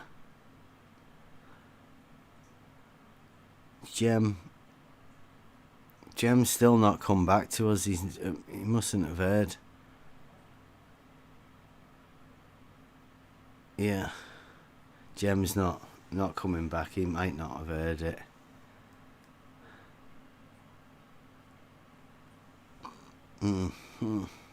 Gossip.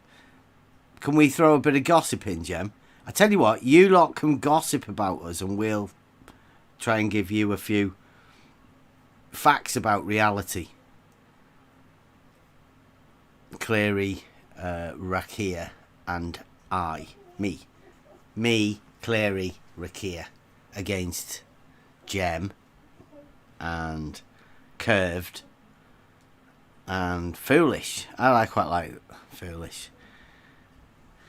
They're the most knowledgeable, and we'll just stick to shape. We all right with you? All right with shape, Cleary? Shape debate. I could do me and you. Oh yeah. Me and you, Jem. We could do Absolutely. triangles, or maybe somebody might want to talk water pressure, shape, the shape of the surface of the water due to pressure, hydrostatics with Cleary. I mean, might be able to talk definitely. a bit of surveying with Rakia and what he does daily. Yeah, I'm sure it'd be quite interesting. You could bring your insults and denials, and I think you've got McToons has got a website, hasn't he? You've got Cosmo's done all of those definitions of level. You could bring them, hundreds and thousands of people over multiple years from multiple countries and different races and different genders, and all sorts of stuff that they've done over the years. The proofs that you can get from McToons' website. Different political motivations. Yeah. Yeah, like Al Burundi. Al Baruni. We could talk about that. I'd love to have a chat with somebody about what Al did and the geometry around that shape thing. That'd be good. Everybody's run off anytime I ever tried to have a chat about it.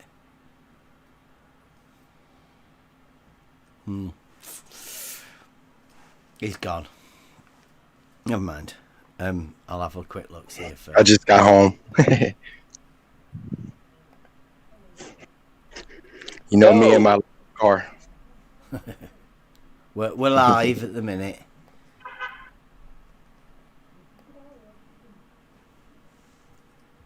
Just so you know, Red. Yeah, so you know.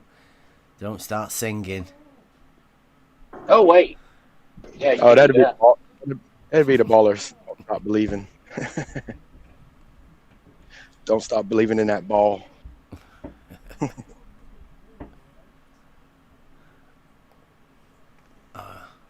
I was hoping Spasticus might have said something again. I'm keen to get this logic thing going. Logic and proofs. I'm keen. I've been round this arena for now like over 2 years, I think. Never seen any proof from anyone on the baller side. Never, nothing. I've not seen. Mostly claims from both sides, actually. There's not many realists around.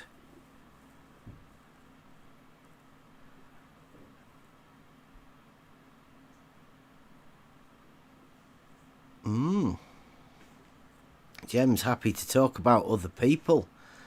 I don't think that's allowed on your server, is it, Jem? Why are you doing that? Why are you bringing up people that aren't here? Ban him.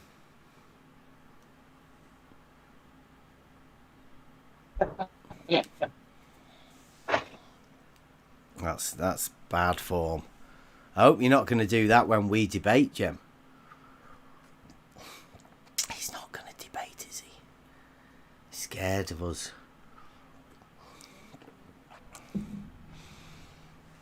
Yeah, I think maybe he's not too scared, but I think he knows he'd get too triggered. He'd be like a screaming wreck. Him and Curved and Foolish, without all of the mute button. All of that. I don't think he'd go for it. But it would be good, Jem. You could promote your server on modern day debates. Or is he part of the Fight the Flat Earth crew that Jem doesn't like? I'm not too sure. Where else would there be in order to hold a debate? Is there any other debate platform? We got Nips, I suppose. We could do it over at Nips, or we could do it over at Cleary's.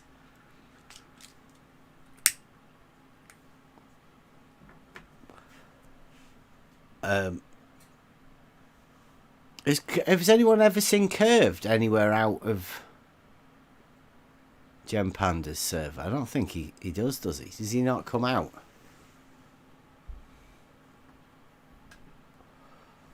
There's that other guy that sounded like Curved over at Brandon's. I don't think I've ever seen Curved, actually. Not on his main Curved account, anyway.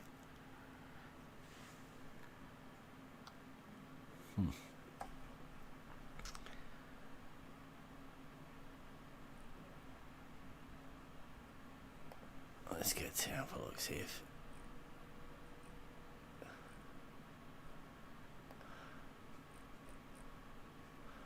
I don't think he has. No. No Spasticus either.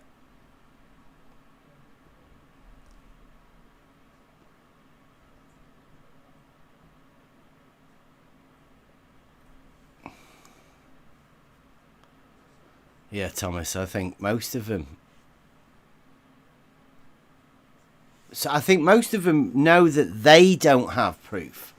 But I think what a lot of them still are holding on to is the fact that the people that they think are clever, right? That other people hold these proofs and they can just throw them out. People like Jem, right? Jem stated that triangles have more than 180 degrees, and they measure them, sighted triangles, from tops of mountains in reality. I mean, that doesn't happen, but somebody's obviously told Jem that, and Jem said it out loud, and, you know, it got recorded. It did. And he's been... you've been running from it ever since, haven't you, Jem? He says he's listening now. So, yeah, anytime. Yeah, what does he think about debating? Did he ever respond about the modern day debate? No. I think he pretended he wasn't listening. So, okay. I guess we could ask him again, but talking to Thomas about the things, he says some of them don't even know. They haven't thought of it before. Yeah. They don't know what a proof is. They don't know how to gain a proof. They don't know what a proof is. Jem thinks it's a picture. Jem thinks you can just wave a picture at somebody and say, look, that's a proof. Well, if your standards of proof are that weak, Jem, that you can wave a picture at yourself and convince yourself that it's a proof, well, you can't wave that at other people and say, look at this shit that I accept as a proof. You must also do that. That's not the way it works. Some people have like reality standards of proof. Oh, modern day debate. What was the subject of the debate? Shape, Jem. Shape. Shape of things. Rakia would do the, obviously, practical shape of his concrete that he lays. He'd do that, and he knows about it. I'm pretty sure Cleary would like to go for the shape of water relating to hydrostatic pressure. And I'd love to go with the shape of triangles with 180 degrees with you, Jim. I mean, that'd be great. Oh, he says he never uses the word proof in that way. I know, because you don't know what proof is.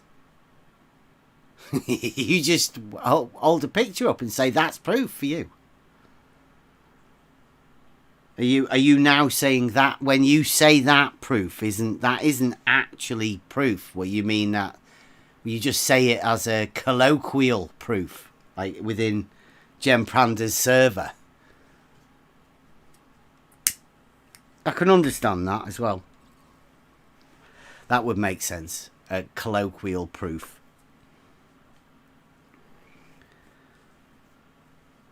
Pictures are good enough for proof. Only over at Jem Panda's server. They're not good enough over here.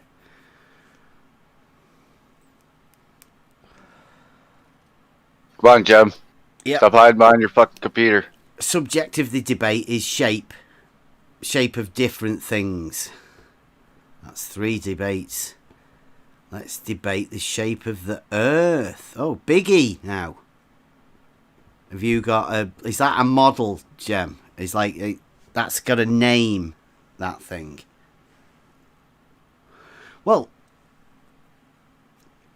we did have that logic at the beginning. I don't know whether you saw it or not. That was sort of a shape logic. I suppose we could formulate that into something that would fit. Would you be all right with that, Rakia? If we could. So, what about you, Cleary? I suppose you'd be all right with it, Water, right? Oh yeah. If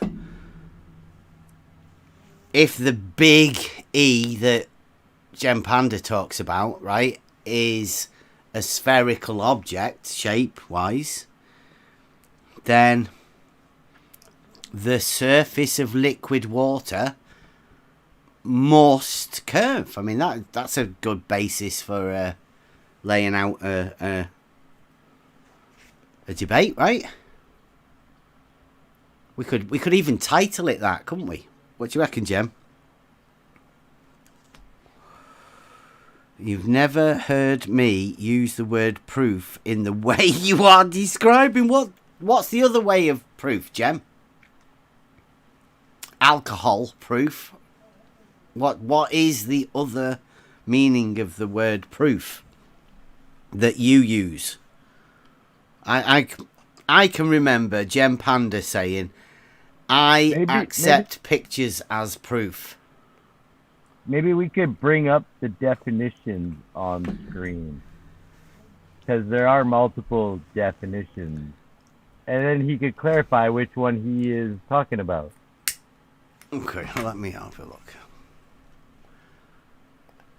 I shall. Oh. Who do you accept, Jem?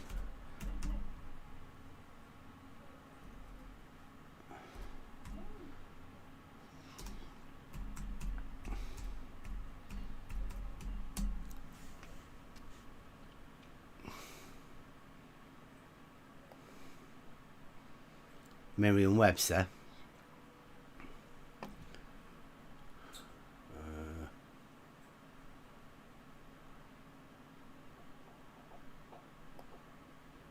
There you go. The contingent cogency. The terminology of my understanding of Gem Panda, it doesn't matter what your argument is. If you're saying the Earth isn't a globe, you're wrong. Doesn't matter what you have to say.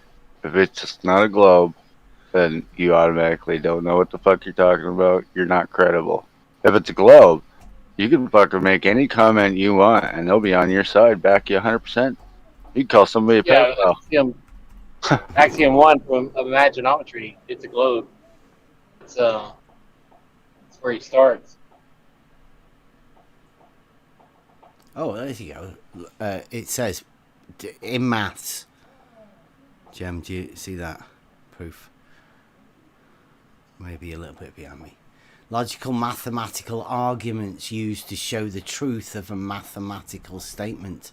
In a proof, we can use axioms, self-evident truths, such as we can join any 2 points with a straight line segment, one of Euclid's axioms, existing theorems that have already been proven. Oh, is that it? Yeah, that's it. For maths proof, anyway. Is that what you meant, Jem? Let me see. We can get anything.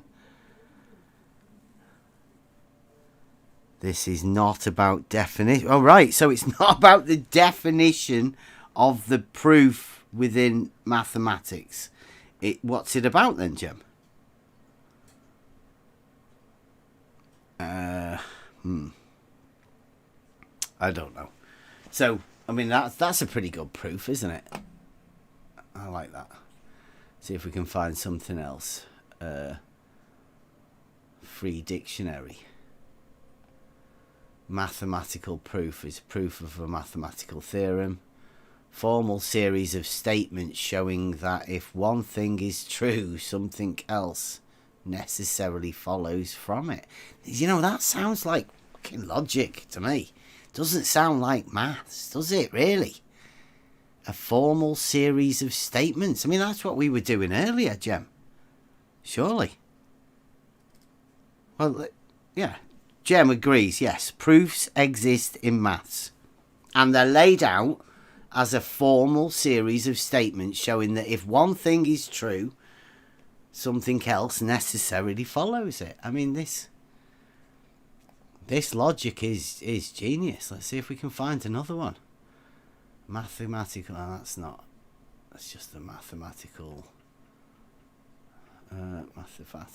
proof definitions.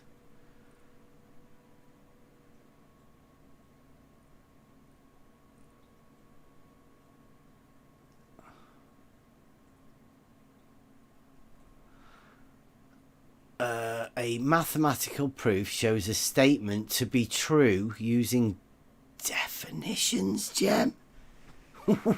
Wow. A mathematical proof shows a statement to be true using definitions, theorems, and postulates. That's 3 things, Jem. 3. Definitions, theorems, and postulates. If we don't have definitions, I mean, who's the one that's arguing about definitions? That would be, I don't know, not too sure about that, Jem. Again, statements as well. Like, you have to use words, it's not numbers. All of this mathematical stuff seems to be logic. Can't be right though, can it? Do you reckon? What's everybody else reckon? Like maths, maths couldn't be based on logic, could it? Yeah, geometry is the foundation of all mathematics. Yeah. You could have a Geometry is based on logic. It's not based on... There's no numbers in geometry, is there? He uses terms like right angle and straight line, perpendicular and parallel. perpendicle, right lines. Right lines, right angles. It's all there, all wrote down. The definitions as well, Jem. All the definitions are in there. Definitions get proved within the geometric system. Maybe why they taught logic, rhetoric, grammar before you even got to geometry and math.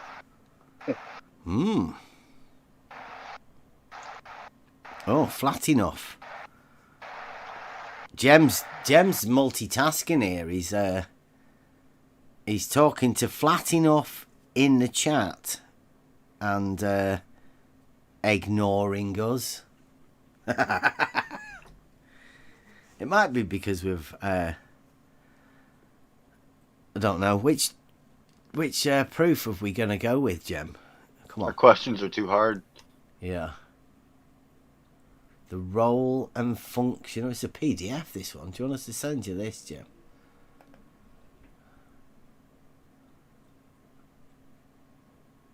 Oh, traditionally, the function of proof has been seen almost exclusively in the terms of the verification of the correctness of mathematical statements. Pictures from space aren't looking good here. I don't know whether that's going to be allowed. Yeah, Bev, Yeah? did you see the Lewis Carroll PDF?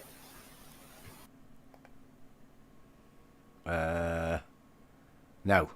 Where was that in? If you go to the discussions and you go to the pinned one at the top and scroll about halfway down, there's a link. And what was that Lewis Carroll teaching? Yeah, sort of like the synogens. Oh, yeah, like that one about the people who are obsessed with models not being able to teach. Yeah, the insane and Yeah. yeah, it goes into a bit more depth on it. Well, yeah, I don't know. Has Jem come back with a Bev? No, I am listening. You just aren't saying anything interesting or relevant enough for me to respond to. I like that. That's when they have in cognitive dissonance, right? There's a few different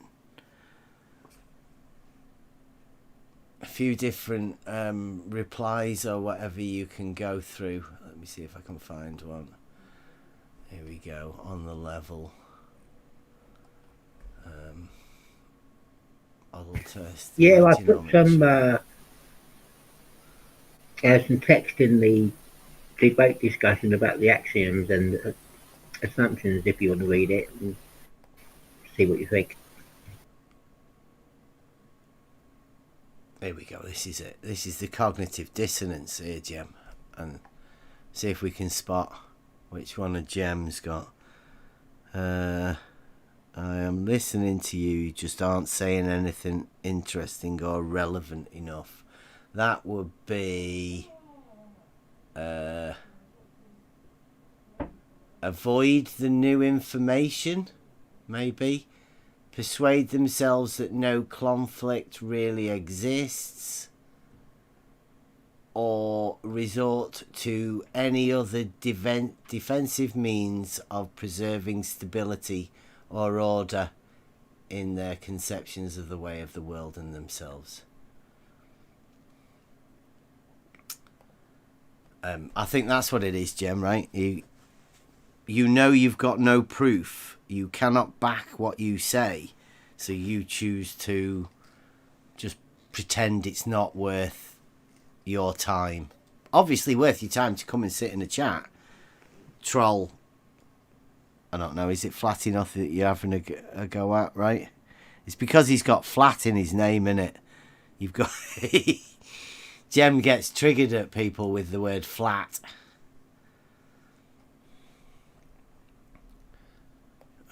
See this here, cognitive dissonance, the 1950s.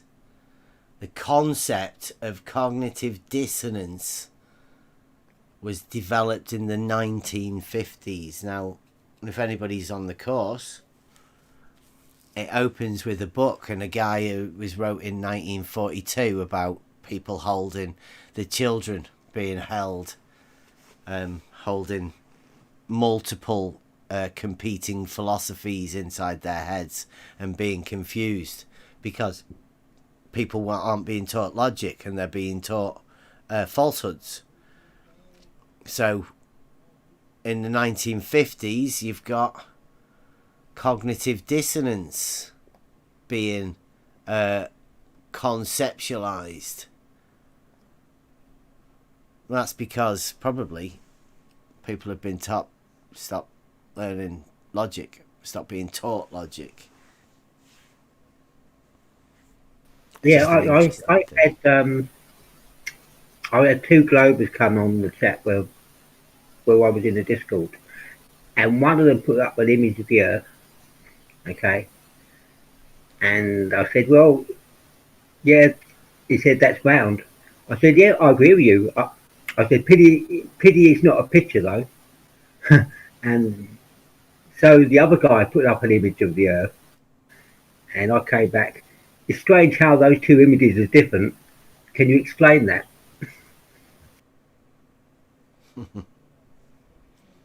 Jem has come back, actually. I never got an answer. Jem says, Bev, fault earthers, fault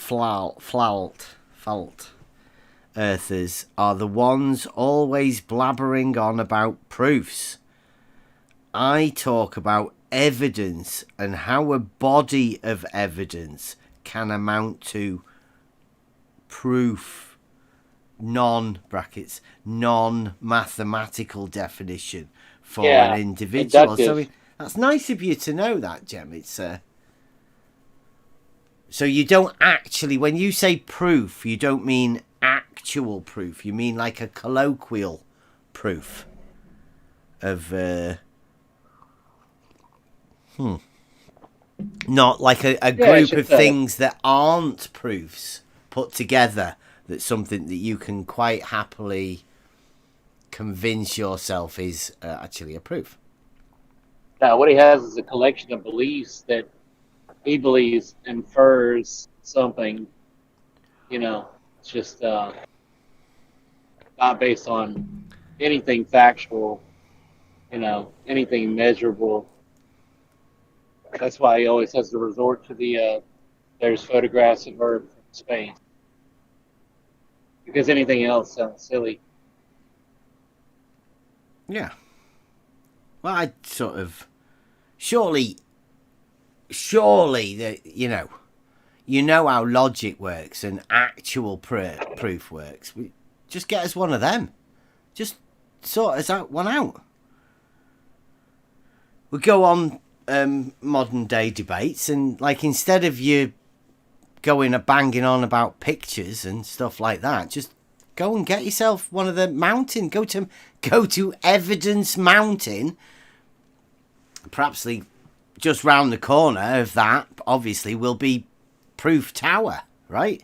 Just go and grab yourself a few of them, scoot on in, and we'll meet up, and we'll do some of our proofs, and you can go with some of your proofs. No pictures needed. Surely now you know and you admit that you've not got any actual proofs. Go and get some, and then we might be able to have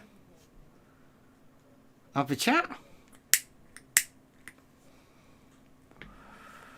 What do you reckon? I mean, it'd be unfair, wouldn't it, for us to have a debate if we, if we know that we've got actual proofs and Jem knows that he hasn't got any actual proofs, and that would be unfair. I mean, I can understand you not wanting to go on modern day debates with that. That would look really bad, considering you've got a Discord channel called Debate Flat Earth and More. If you had that, and how many years has it been going? I would imagine it's been going quite a few years, and over those years you must have had thousands of actual debates, right? There must be loads of people that have had debates. You just get some of their proofs that they'll have brought when they were doing the debates, and get a highlight reel of all your best proofs. Why have you only got pictures? It's a bit weird, isn't it? How long's he had that channel for? Does anyone know? Is it? When was Probably it? like 3 years and 3 months. When was it? Troll Team 6.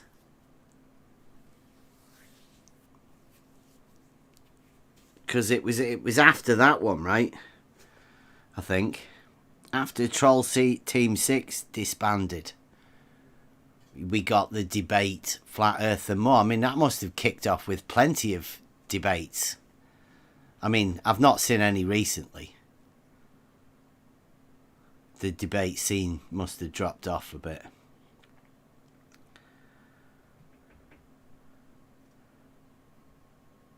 Oh, yeah. Jem is not bothered. Okay. Right, well, I guess we can leave that alone. Jem's got no proofs. He's quite happy to chat in the video chat. We'll leave him alone. He's obviously struggling. I mean, that's what happens to most of them. Turn into trolls, don't they? Text chat trolls, because they cannot actually debate. They like to think that text chats are trolls debating. Bev, you just used the word proofs in a way you just said you don't agree with. Yeah, that's the typical Jem. Well done. Good. Do you want to add that to the debate thing about how people don't use the words that they don't agree with? Like, we know you have no proofs. There you go. Bev, no, I do not have proofs. I have evidence. So we get that. We get that as a... What is that? Jem admits not having pop-out chat.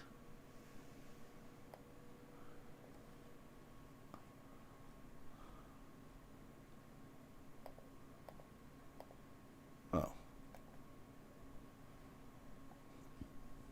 Let me see if I can get it on screen here.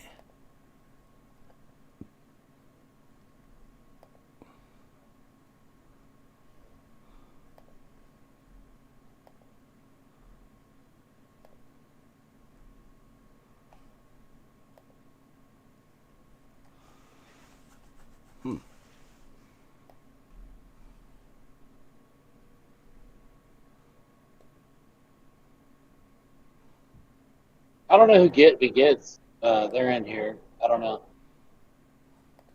Anybody know? No, I don't. I do. He's cool shit. Don't worry about him. Okie That's dokie. cool. Yeah. That's coming from Turnip, so you know he's good shit. Hello, guys. Hello. There you go. What's up? Yeah, I am long time here. I'm a flat earther. Oh, I know be Emma for a careful. long time. That's not good. That's not good round here. Hey, don't fire up, Jim. Jim Pounder will get Jim heard triggered. you. Yeah, watch out. He was joking, Jim. It was just a joke, Jim. Them's fighting words. He's not actually two-dimensional. Yeah, but this is Emma's server, right? Yes. Well, yeah, cool. turn up. Who knows? Jem says. All our server. Jem says, Bev, you have just spent 15 minutes lecturing me. Was that me lecturing you, Jem? Nice. Lecturing me on the definition of the word proof. Now you object when I point out you used it incorrectly. See, that sounds exactly like a Gem Panda argument. Well, it's not really an argument. Obfuscation. And you, Gem, you like to say you don't like to debate the meaning of the words, but then you have whatever this is. You're pointing out that I've used the word incorrectly when all I've done is pointed out the fact that you do not have any proofs at all for anything. And you've admitted it. You've just got evidence which you class as pictures from space. Sorry if I interrupt. Can I say something? Yeah, of course you can. I started hearing about this Gem Panda server lately, quite a lot, and yeah, but I never been server.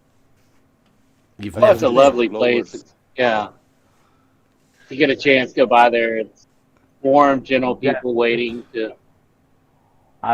Hey, sorry to cut you off, Clary, but I've been around this community for about 5 years, and I don't think I've ever stepped foot in Gem Panda's server. Yeah, we do it so you don't have to. You Thank can you. I get an appreciate experience of what it's like from when we go in there. But I feel you when it's about the Globers clowns. Yeah.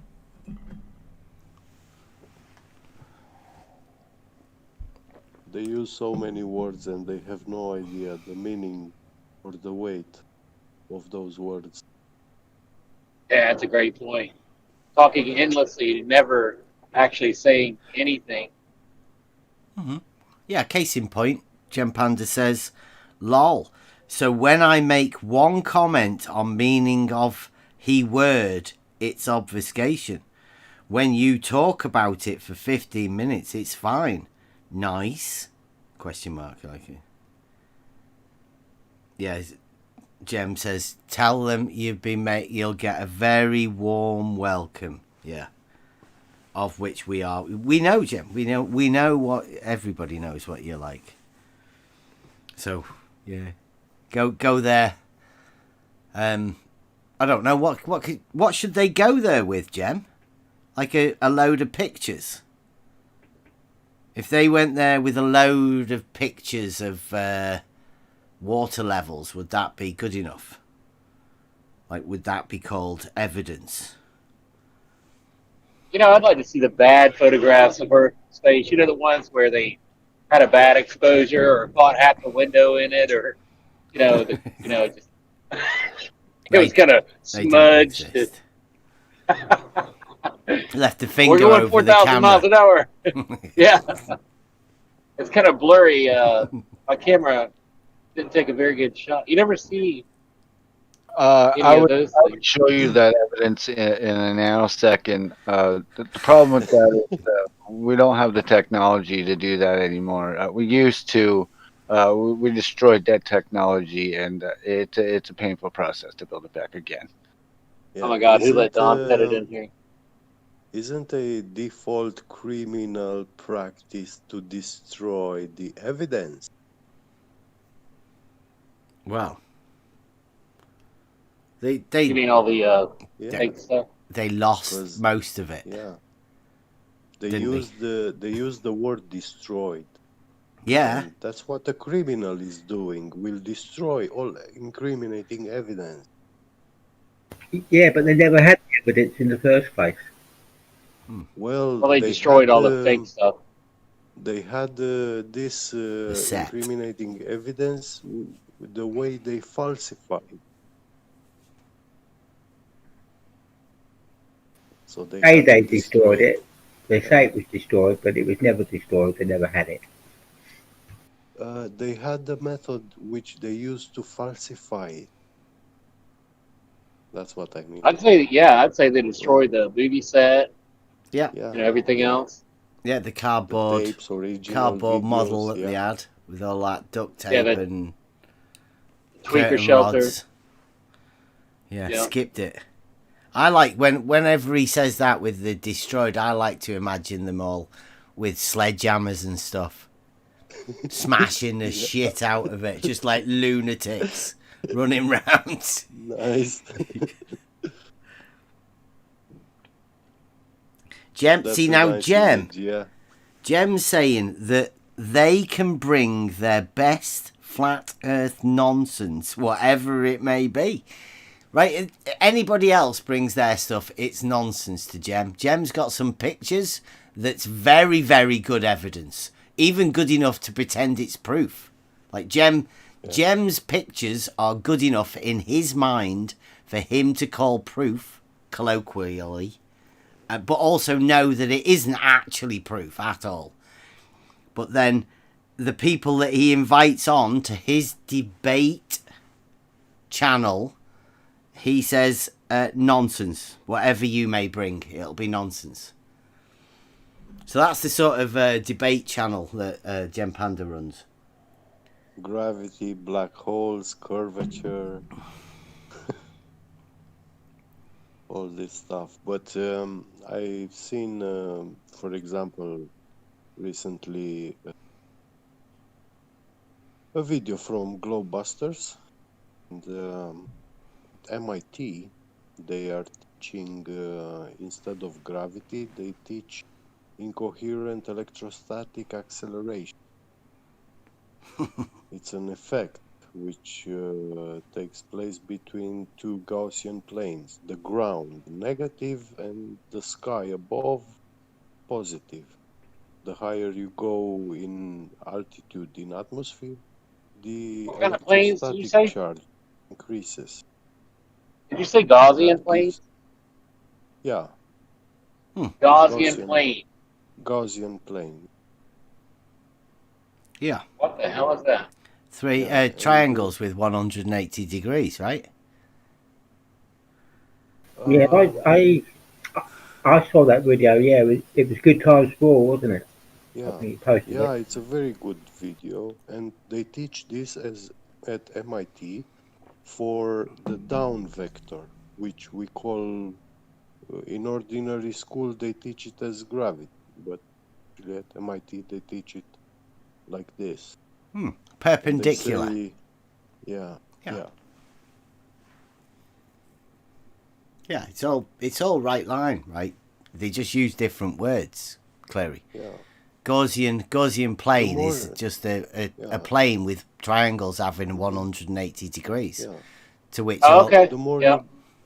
they say, the more you go higher in the atmosphere, you get higher electrostatically charged, and then you are being pulled to some kind of with a certain force, constant force, and towards the negative, to the ground.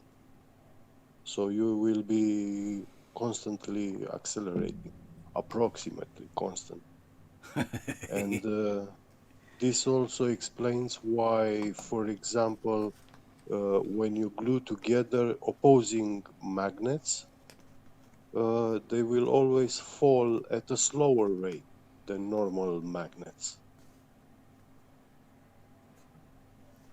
Really? No matter what. If you do this experiment, yes, in atmosphere or in a vacuum, those glued opposing magnets, they will fall fall at a slower rate. Yeah. Is Yeah, MIT is that a Flurf university? MIT? Sorry? Is that a flat Earth university? MIT? Oh no! Just You see, realism. they teach this to the students, but they say that gravity belongs to astrophysics, not to physics. You Uh, know? Yeah. In physics, they teach this incoherent electrostatic acceleration. Oh. They still worship gravity and all that stuff, but they yeah, separate physics from astrophysics. Yeah, Yeah. yeah. There's an interesting thing about things that yeah, fall. If you have a charged battery and you have a discharged battery, yeah. they fall at different rates.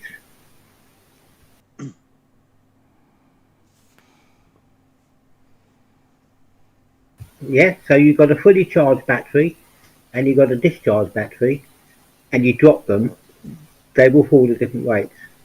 Yeah, Now Yes, that's yes. interesting. that's interesting. According to Ken Wheeler, anyway. I have that. It's a 15-minute YouTube video. I can share it in your server but I'm not sure which channel exactly. I just chuck it in any of them. Oh, and put it in debate, discussion, or whatever you see there. and one thing I personally found, uh, I was watching these documentaries which the Russian released about the Tsar Bomba, the 50 megaton bomb, the hydrogen bomb. And they say that they filmed that explosion from 3 angles with cameras. And those cameras, they were at 500 kilometers, 600 kilometers, and 890 kilometers far away. And they saw the explosion, and in the explosion, you can see that the sand, the ground is lifting up from that explosion blast. And you clearly see the whole explosion shape and everything. And to observe it from 550 miles away, that is insane. And actually, you can see that explosion because it is a very bright phenomena. The light intensity is very powerful, so it can travel a very long distance. But the sunlight which is reflected from mountains which are 500 miles away does not have all that necessary intensity to Yeah, that bomb travel. is pushing Yeah, the bomb is pushing the atmosphere out of the way, right? And that intense yeah, heat is exactly. Yes, you cooking see, cooking through any water yeah, vapor in the atmosphere. yeah. You know, It instantly looks like it's far beyond the horizon and everything becomes visible, you know. It's a very big event. You can see how it makes a hole in the sky, in the clouds. Cleans up everything, all the clouds. Is pushing them away. yeah, that's awesome. We were looking at a bomb like that the other day. It just was sucking all the dirt up off the ground, and it was Yeah, pushing yeah, everything out in a yeah, horizontal plane. and it's amazing to watch the different layers of what was going on there. Yeah. Told lies about the globe. Jem, what lies did them people on that Globe Lie tour tell lies about? You went to the 2 Globe Lie tours and they told lies about the globe. Everything is a lie about the globe. What did they tell lies about? A poor model. What did they say about your model, Jem?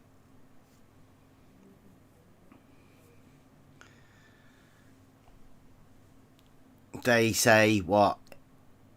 Did they say About it's spherical? flat Earth? No, the Jem's are about his model. Yeah. Yeah. Hmm. You know, these are scientists which are in the military. These people, they don't play with science.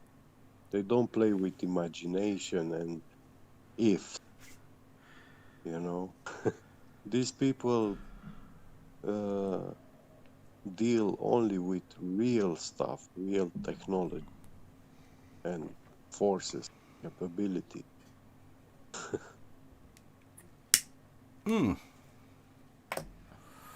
Yeah, I mean, that's what we try and deal with. Yeah.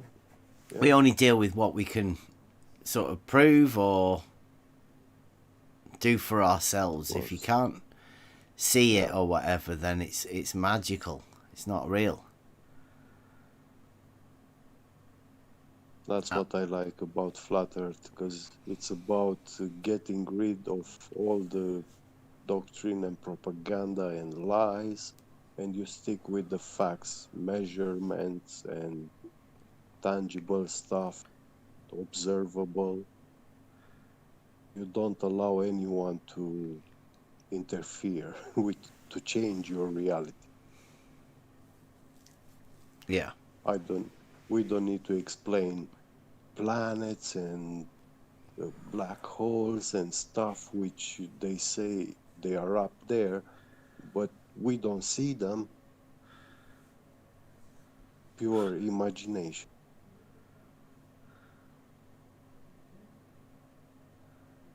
That is their problem. Jem, I think it is this. Jem's just put in the chat there. He says it's fascinating that people can say he says that they believe something so obviously untrue. Yeah, I do as well. I think it's fascinating that there are a group of people that are they think they live on a spinning ball with water on it. The vast majority believes that. Yeah. Well, no, I think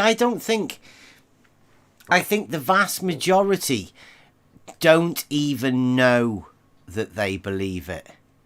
It only kicks in at the moment that somebody tells them that they're meant to live on a ball, and they spring into action. And you're at the danger of making people like Jem Panda the moment you tell somebody something that they should already think that they know. They just kick into some sort of a Jem Panda overdrive where they like you, Jem, you know it is, right? You don't even need to know any proof of it, right? You just need to know that you think that other people have that proof that you don't have, and that's good enough for you. I mean, it's not good enough for me. Other people telling me stuff. According to the 8-inch per mile square, it's not there. It's not in 10 miles, it's not in 100 miles, it's not in 1,000 miles. In 200 meters, it isn't 3.1 millimeter drop. That's right, isn't it, Jem? It was measured in the late. What were that? What are we getting? What was measured, Jem? They don't do any kind of experiments or research. They just take from NASA website those poems and fairy tales, and they just regurgitate. I like this guy. Yeah. He's pretty cool. Yeah. Thank you, thank you. You were right for once, I like Sterno. it too, guys. I know. I Man. told you. Fuck. Yeah. Jem has made a Nice claim one, though. turn up. Yeah. This one's better than your last one. I spend a lot of time in 24/7 Flat Earth. I used to say their family with capital F-E. Yeah, don't worry. He doesn't get a chance to fucking talk. Just so you know. Yeah. Come on, Jem. Jem's made a claim in the chat.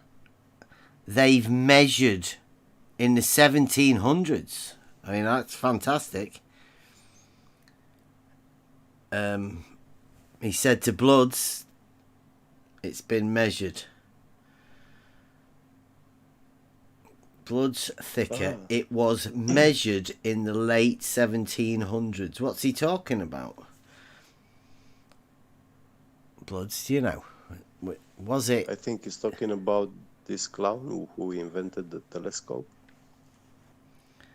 Oh, it was the Earth. The Earth was measured in the 1700s. Yeah. Yeah, like measured like mountains and stuff like that. I would imagine that when they were laying the groundwork for the canal system, they would have had to have measured the land that they were measuring. Like they call it land surveying. Yes. Topography. Yeah. Yeah. That's what Jem will mean. Of course they've been measuring it for ages. That's what surveyors do. That's what I've been saying for quite a while.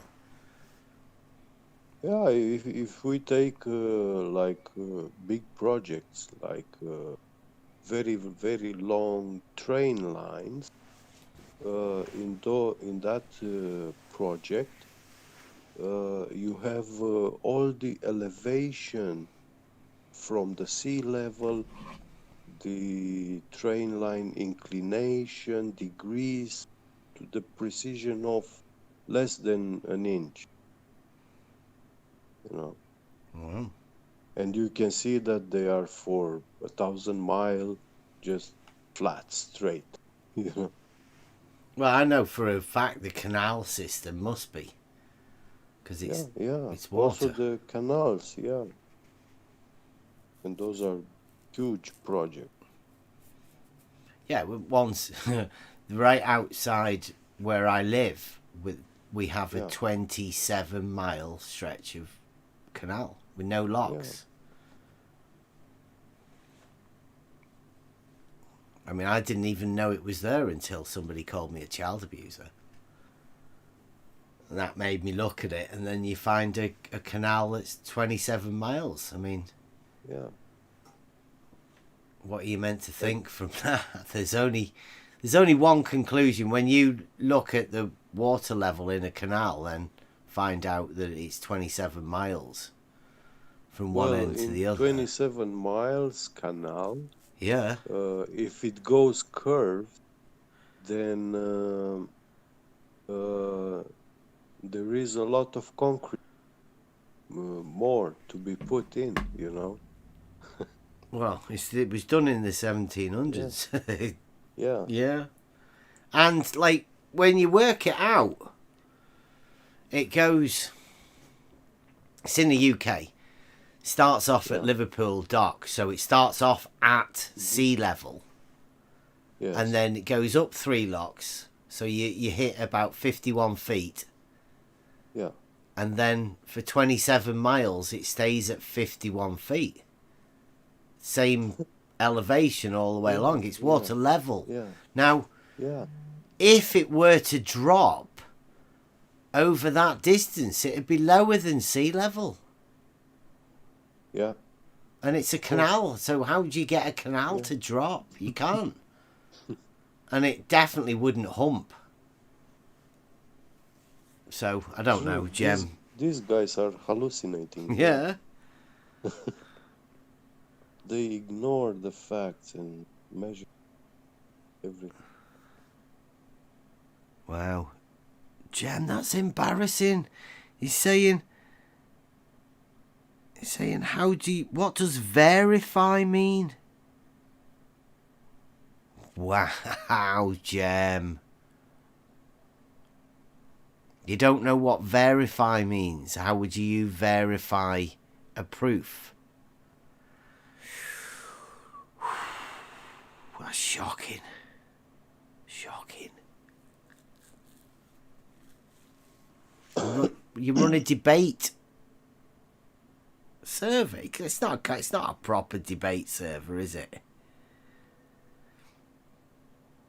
Another funny thing, when I hear Globers talk in the 24/7 server, they start talking about these telescopes and, like the observation of stars and stuff. And then I ask them, look, my question is very simple. Between an academician and a clown, who invented the telescope and who invented the kaleidoscope? And they have no clue, And the true historical fact is that clown, the buffoon, he invented the telescope, and the academician, he invented the kaleidoscope, which is a tool to hypnotize children, back medieval ages, like 1700 or 16.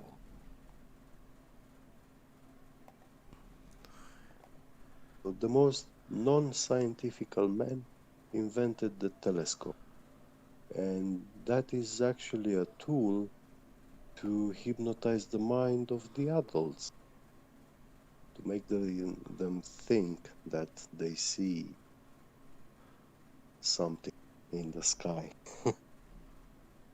So when was the telescope invented then? Sorry? When was the telescope invented?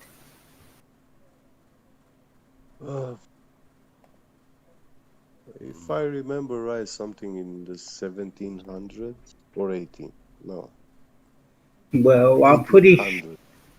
pretty sure the Egyptians used telescopes 3,000 years ago. This They I mean, may have. yeah, this I mean is it's a patent registered in the UK. Yeah. Invention of the telescope, so that's the official.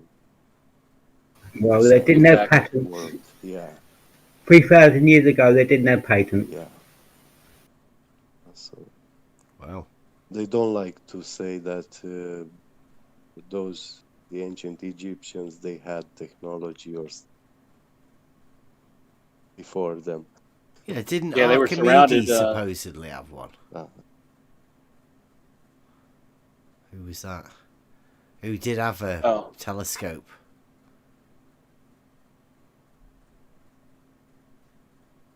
I don't know. The Egyptians were surrounded by sand, so they probably had glass. They could have made a warped lens, but it may not be documented. So who knows?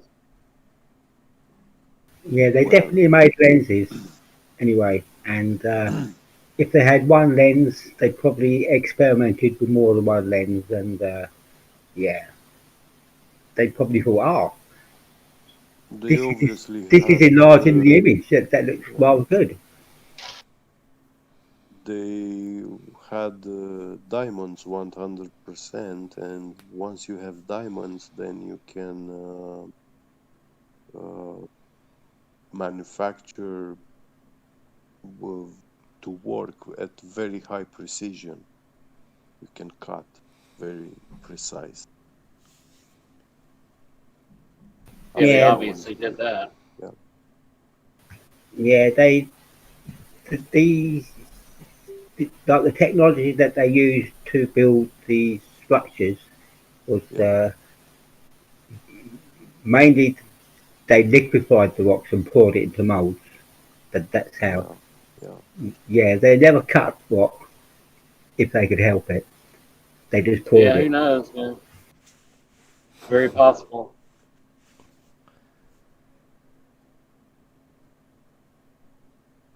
So how do you get a smooth granite?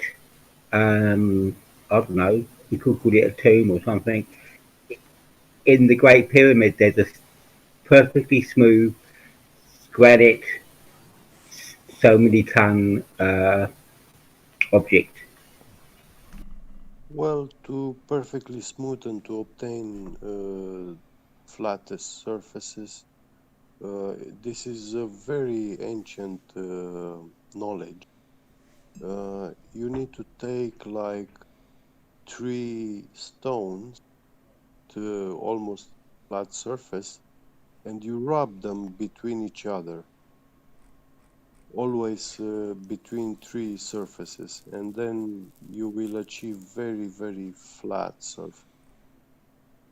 Yeah, I think they poured it into a mold, and that's why it's so smooth.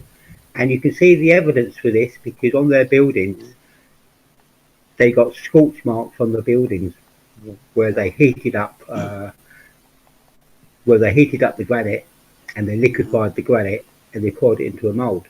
But on the buildings, the heating device, which was a giant lens, and they used the sun to liquefy the granite. There are scorch marks on the buildings where they mispointed the lens and burned holes in the building.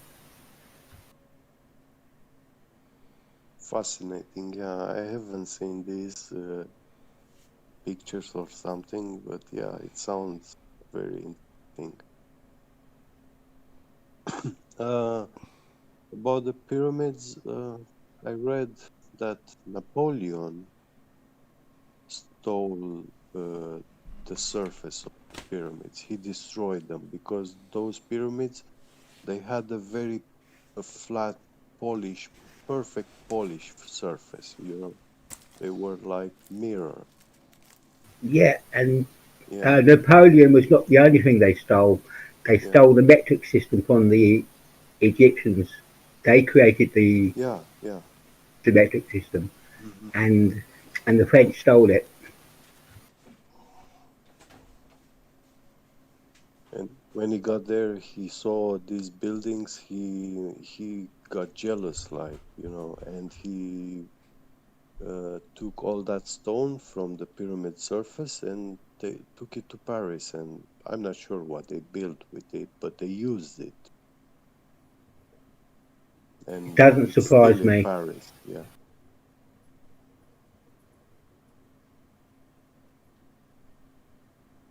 Maybe that's why they built that pyramid in Paris. Hmm.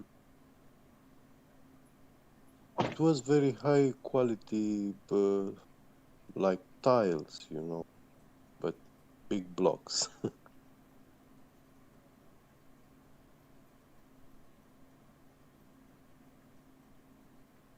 Yeah, I wondered what happened to it. um, I think we need to look in Paris constructions, like floors, you know, which kind of stone is used, and compare it with the stone which is from the top pyramids, because the top is a little part which is left.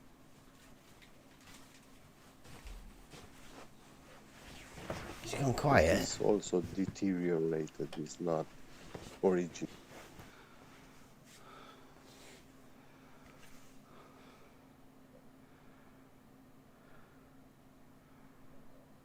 Yeah, I've been doing a lot of research about the Egyptians, and yeah, I can see how they Yeah. managed to build the pyramids in about 15 years.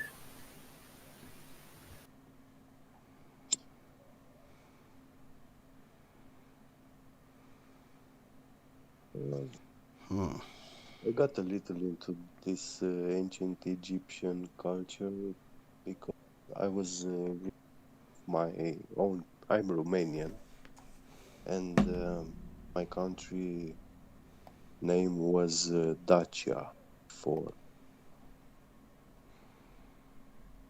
This is a lost civilization and culture from the year 105, 106. That's when the Roman Empire conquered us. And they stole one of I think, the biggest treasure in the world. It was 500,000 pounds solid gold, artifact, jewelry, and decorations, and 1 million pounds in silver.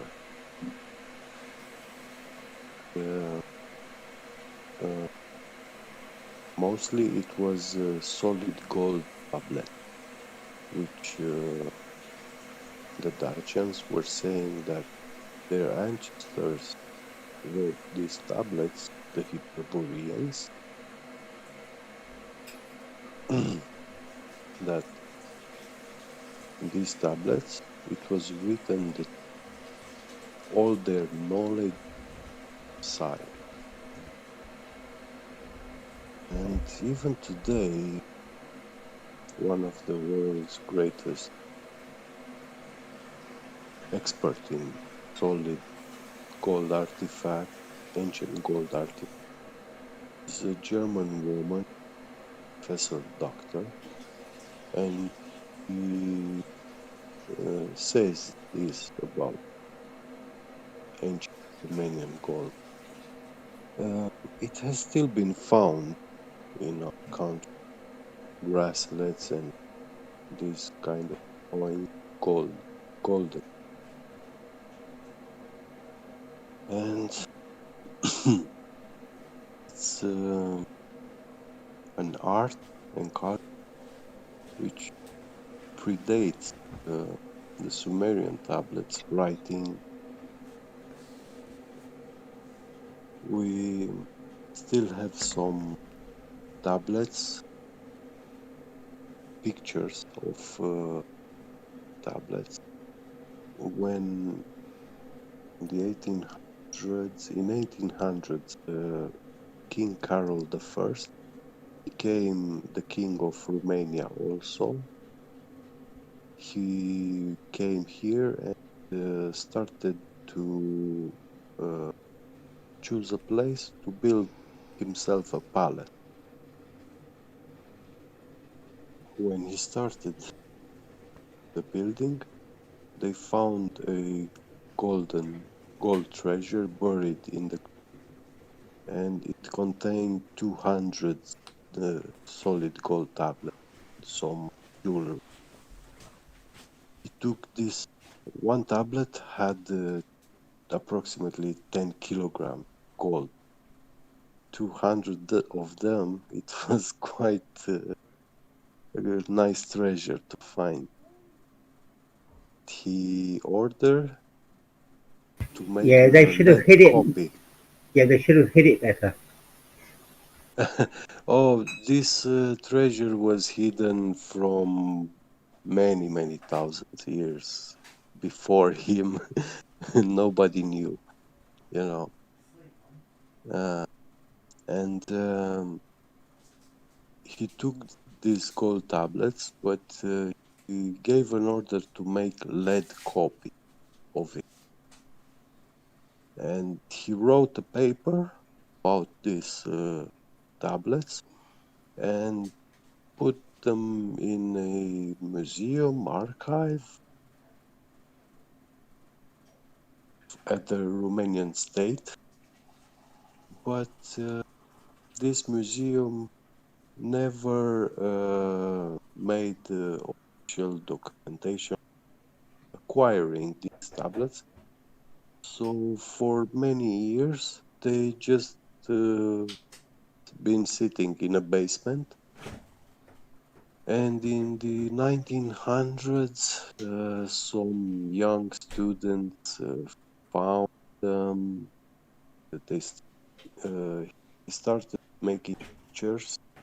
They made pictures, and by the after Second World War, communism era, many of the tablets vanished from that museum. Today, I think officially there are about 5 or 6 of them still there. It's a What, pity the original because, ones, you say? 5 or 6 well, original gold ones? the original, the gold ones, in that paper it says that King Carol the First took them. They are guessing he melted them and used the gold, but nobody knows that. Hmm, very interesting, yeah? Right, I'm back. When we have these images online, they are very easy to find even on Google. Sinea tablet.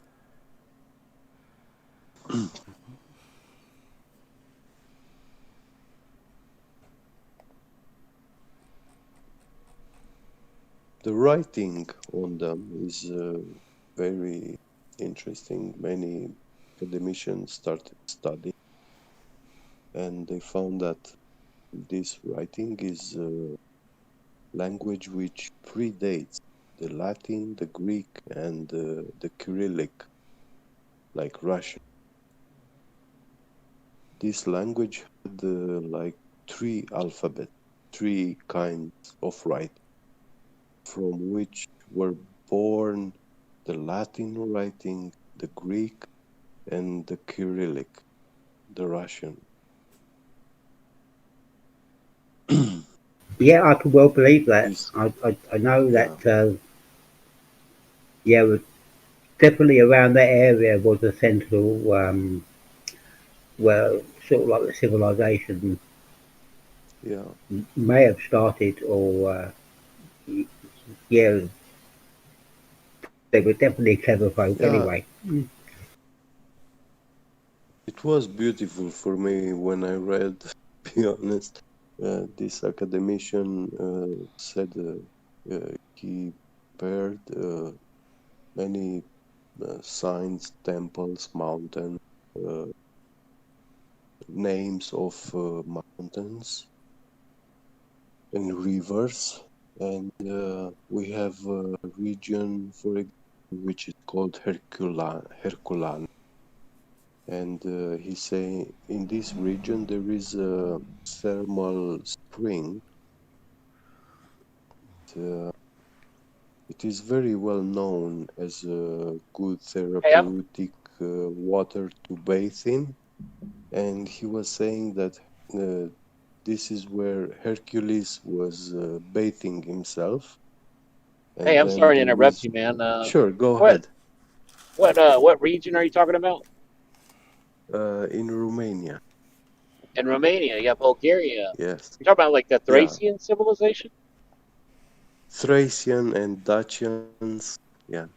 Yeah, that was very old. Yeah, that and Egypt Yeah. were probably like one or the other was like the first in Yeah. this Yeah. age. It predates.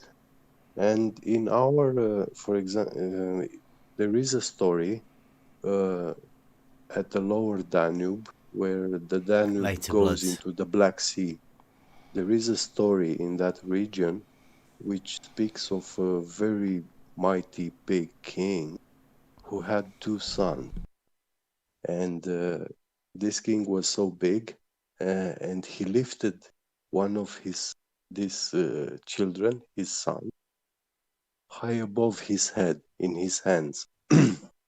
And he said, the stories say that he lifted the child so high that the child exploded and turned white.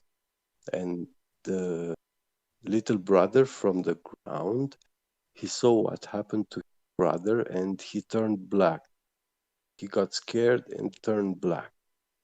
Oh, wow. And the king keeps this white son to his palace in the garden of Hesperides, where men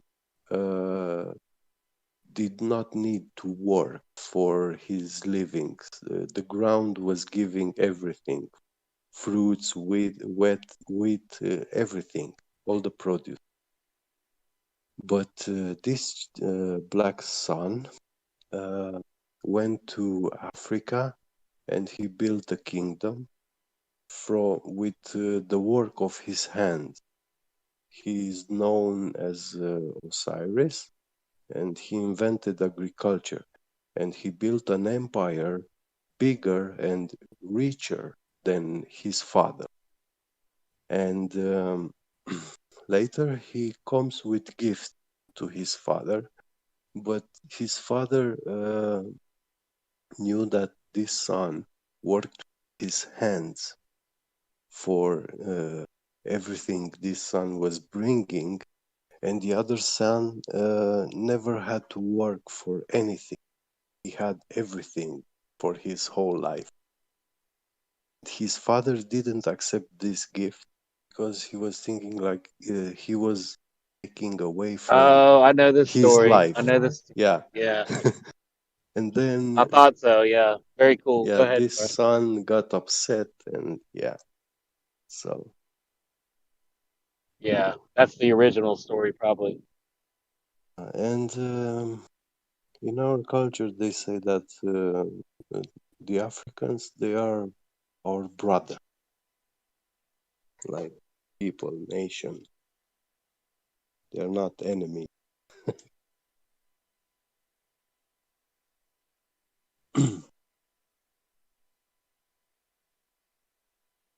Would that be Cain and Abel, uh,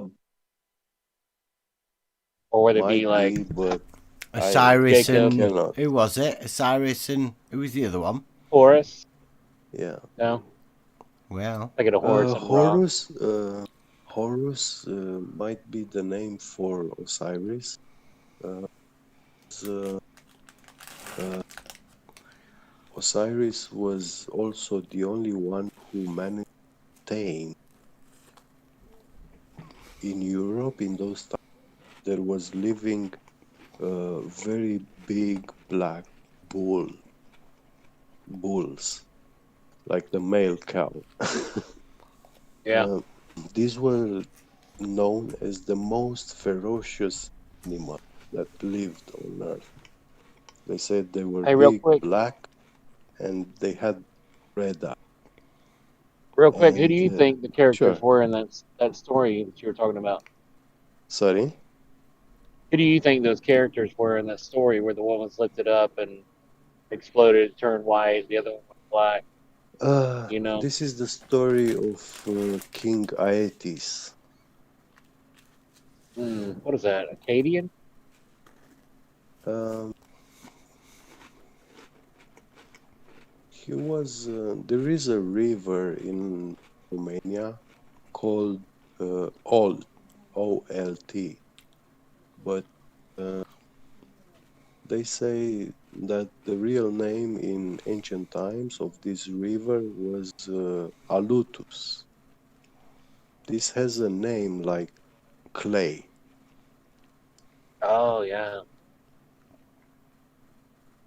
And it springs from one of the biggest mountains in the country. And they say that on this mountain was this garden.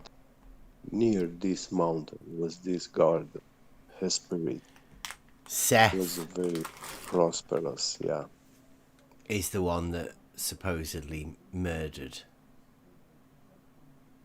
Yeah. This Osiris killed his brother, but in the story they say that this white child, white brother, they call him like a very big, long snake, which his belly was resting on 7 mountains and hills when he was moving, and lived cave later, or he was killed in a cave.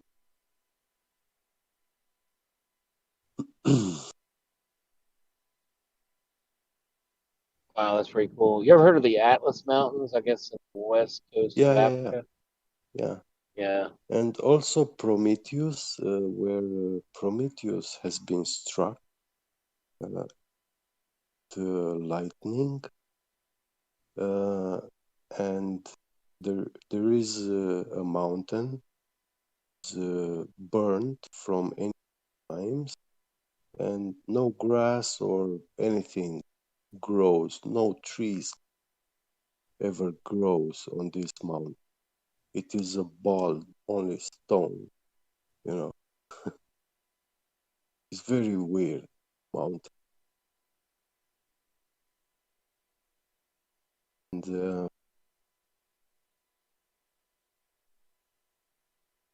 place where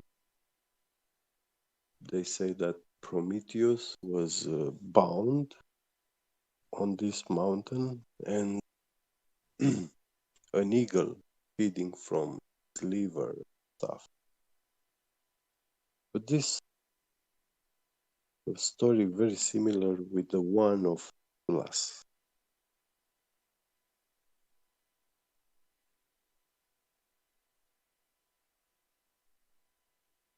Very similar to which one? To Atlas. To Atlas. Yeah, yeah. Yeah, Yep. Atlas was given to hold the axis of the sky in his back, the sky column, the whole world. Yeah, I think Hercules was holding this guy, and he tricked Atlas Hercules into. came. Yeah. Hercules wanted the golden apples from the garden of the Hesperids, and Atlas said, "I will go and take them for you and bring them to you." And he came back, but then Atlas didn't want to take the sky in his back anymore. Yeah, The you got it world, now. yeah, Yeah. yeah, Yeah, and then and also he some people tricked. say it was like a plane originally. It was being held Yeah, up like a flat sky, but then it's also now an example of a celestial sphere. And a lot of people see Atlas holding that, and they yeah. think that he's holding a globe. But no, it was like the axis of the world. It wasn't holding a globe or anything. That's what it's saying, an axis thing. And Hercules said, okay, you will have them, but just hold it back for me so that I can put a pillow on my back. And then Atlas took it. This is a trick which someone, one of these gods, taught to her to use this trick. And he tricked Atlas to take the axis back in his. Oh yeah, that's Yeah, a good story. yeah, I mean, that's why they say the Atlas Mountains are there, right? Because he laid yeah, down yeah, and fell asleep or died or whatever, yeah, or he's holding up the sky. Like if you lived in Egypt or anywhere, you're looking west, you probably see the yeah, Atlas. yeah. I There don't know if is you can see that far, pretty far. on the biggest mountain in Romania. There is a simulacrum on the top of this mountain. There is a very big stone with the face of a man. They say nature sculpted this stone like that, corrosion and stuff. But I think this is a petrified giant stuff. Yeah, there's a lot of weird stuff out there I've seen. Who knows, man? But it's very interesting to watch. And when you go in remote villages in the mountains, the old women, they speak, you know, they say, oh, my great grandfather told my grandfather, and, you know, like a story from great grandfathers. They speak, they say that the Dacians, back in the days, they were giant, very big. And they say that They, like they were who lifting who was that exactly? the Dacian, The Dutch people? Dacians.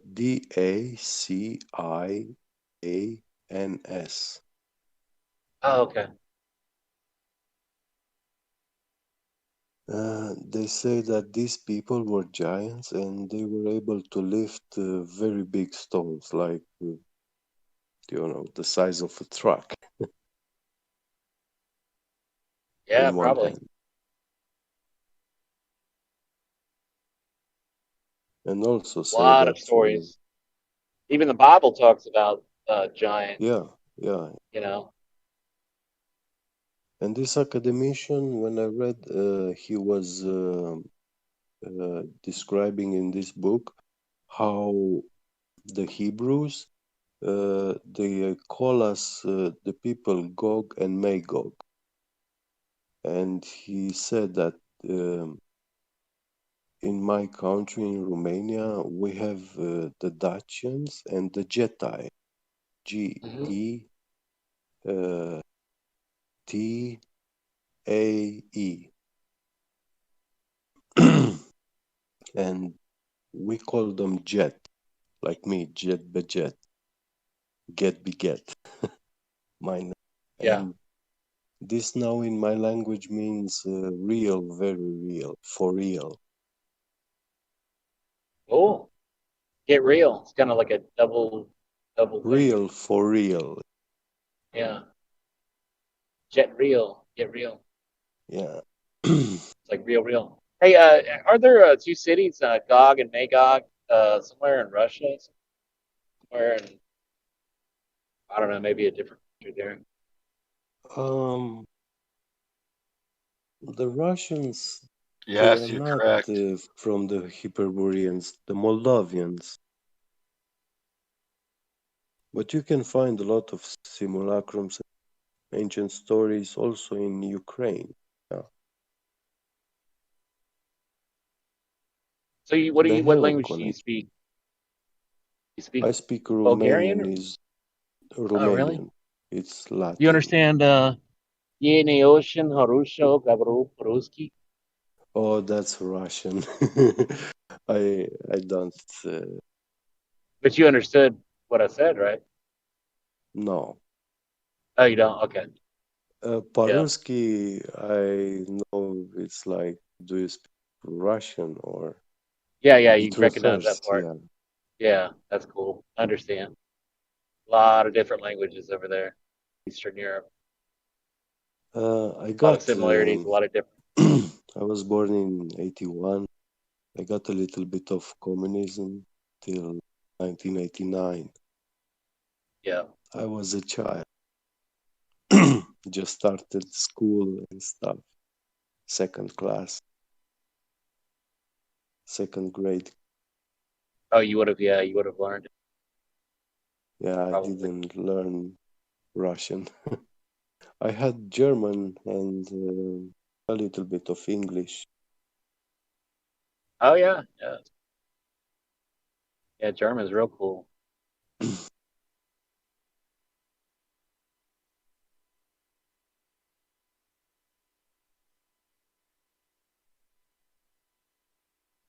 lot of the Russian soldiers in World War II.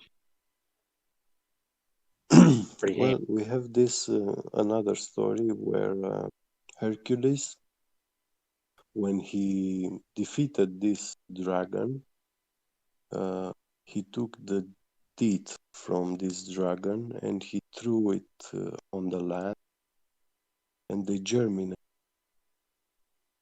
It rose an army of some being, which they say this being looked exactly like a man inside and outside, but they are not. They were just soldiers, and call them Kagan, Cagans.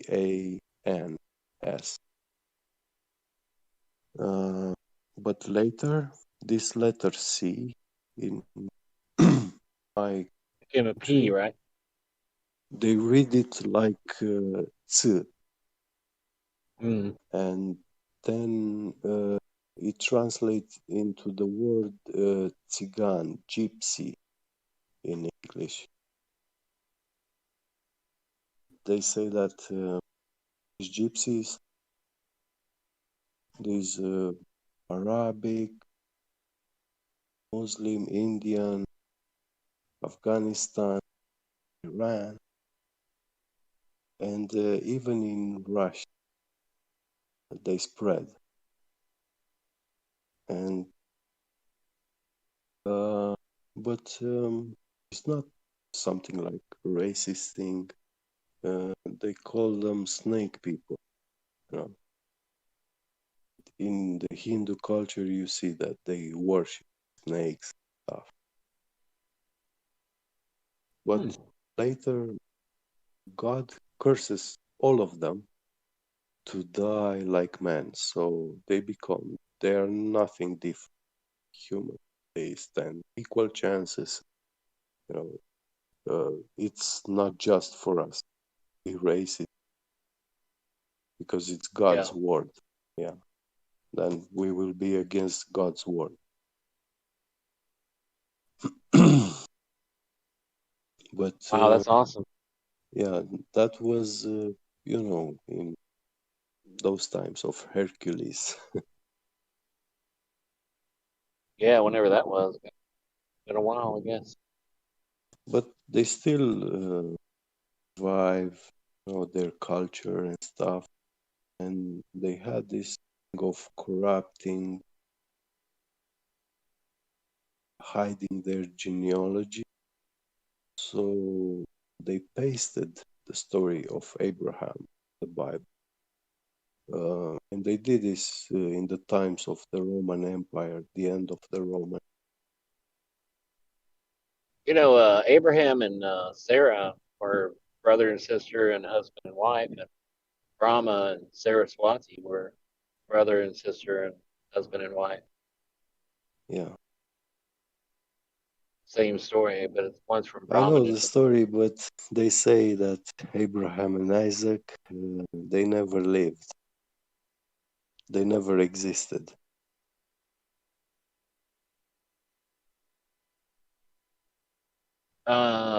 really, Yeah, yeah, it just I mean, yeah, I mean, maybe it was just Brahma and Saraswati, and then yeah, they carried the yeah. tradition down through the merging of all of the regional gods and trying to put them into one.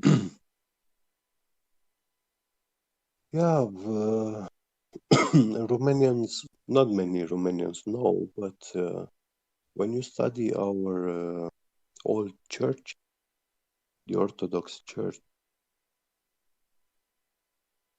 you will find paintings with saints which are black skin.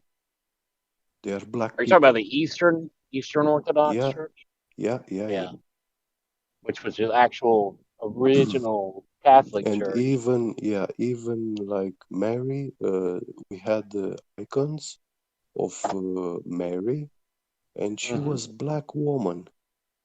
Yeah, probably Yeah, so. but Yeah, there's interesting thing about that. Many of the paintings in the UK that they repainted later. yeah, they white them, put Yeah, white yeah, paint over them. Yeah. yeah. Yeah, I've seen a lot of that. That's true. And we I've got to still do have something, guys. books I probably about won't be able them, to talk to you. Nice talking with you. All right. Catch you in a bit.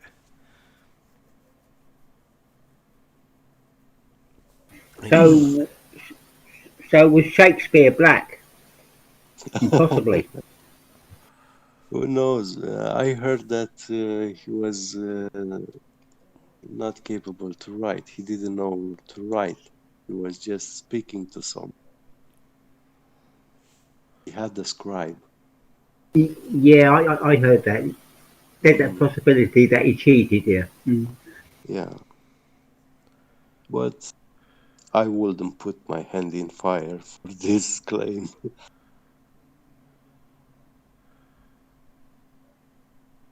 They definitely hide true history from us. They corrupted a lot of this.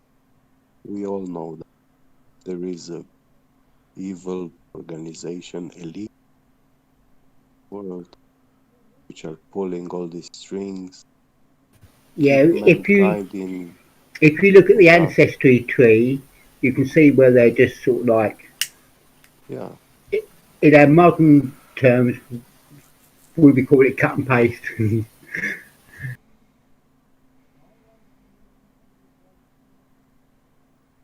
But Yeah, they cut and pasted the kings and queens into the ancestry yeah, tree. It's sort of like made up.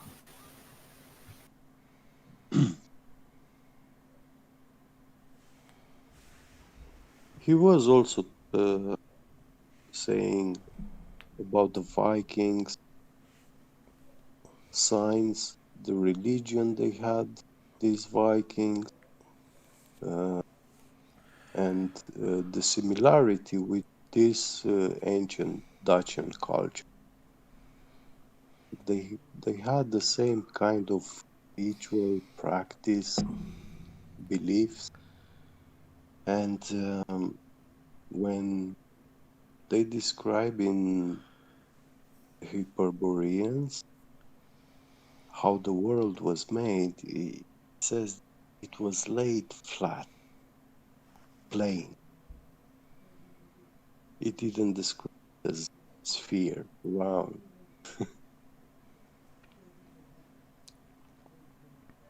Now the sphere is like a modern, it's like a modern thing.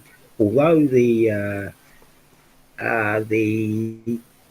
Asians and the Indians, Yeah, they did entertain various versions of the Earth.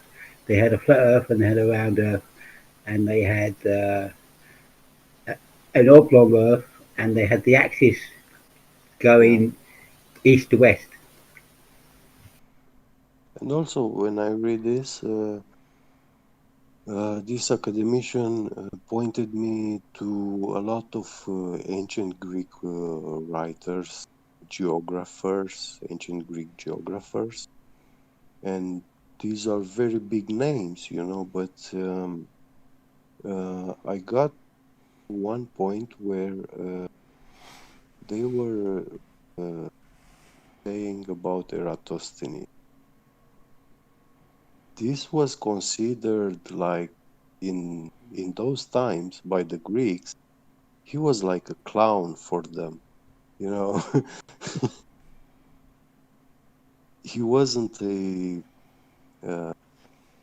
very Yeah, not to be taken seriously. yeah.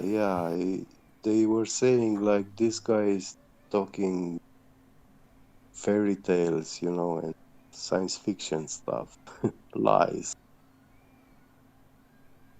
totally against what they believed and knew.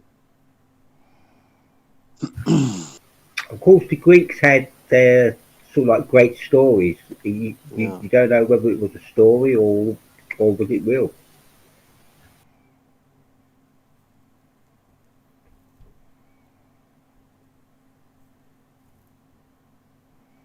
The truth is definitely out there in the world. It's just each man's duty to go and find it and seek it. Yeah, man. You can only find it if you're looking for it.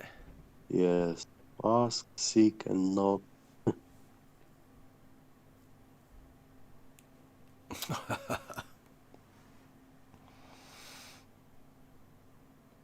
We've got Jem in the chat, and he's doing well. I don't know, obfuscating for all sorts, and I don't even know what he knows, what he thinks he wants from people now.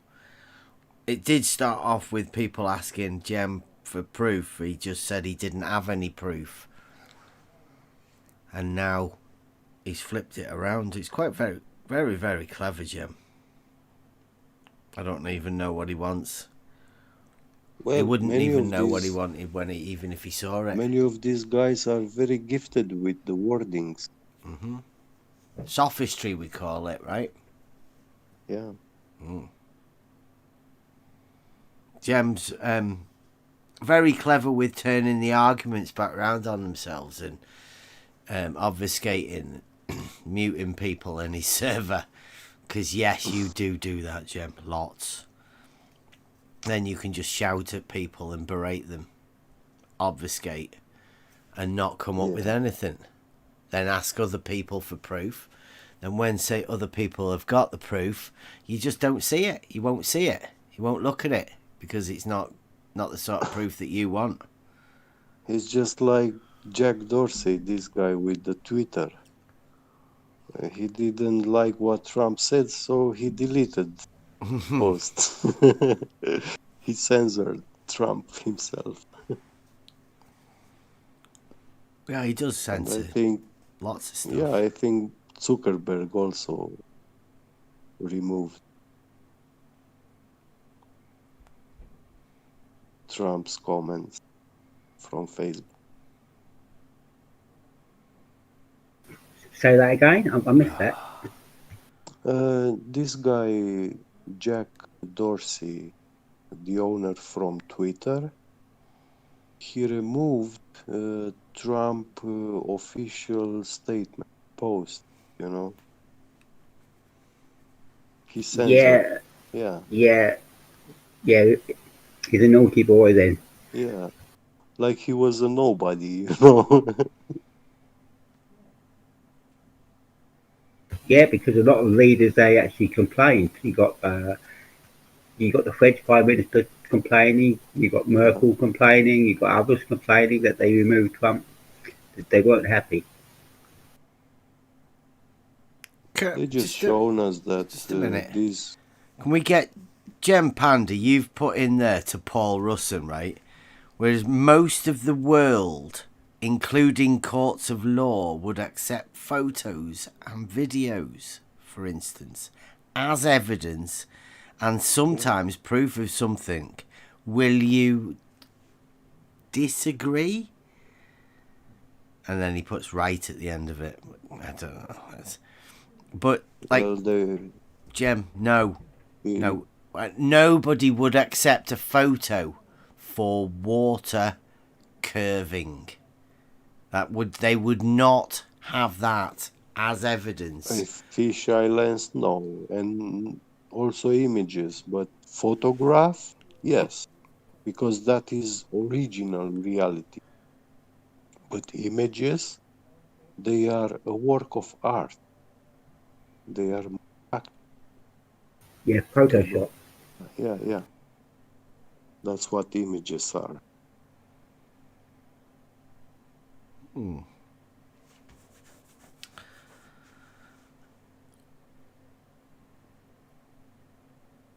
Yeah, they pull the data. They pull the data from the Earth, and then they get all this data, and at the final stage, they like to wrap it round the ball.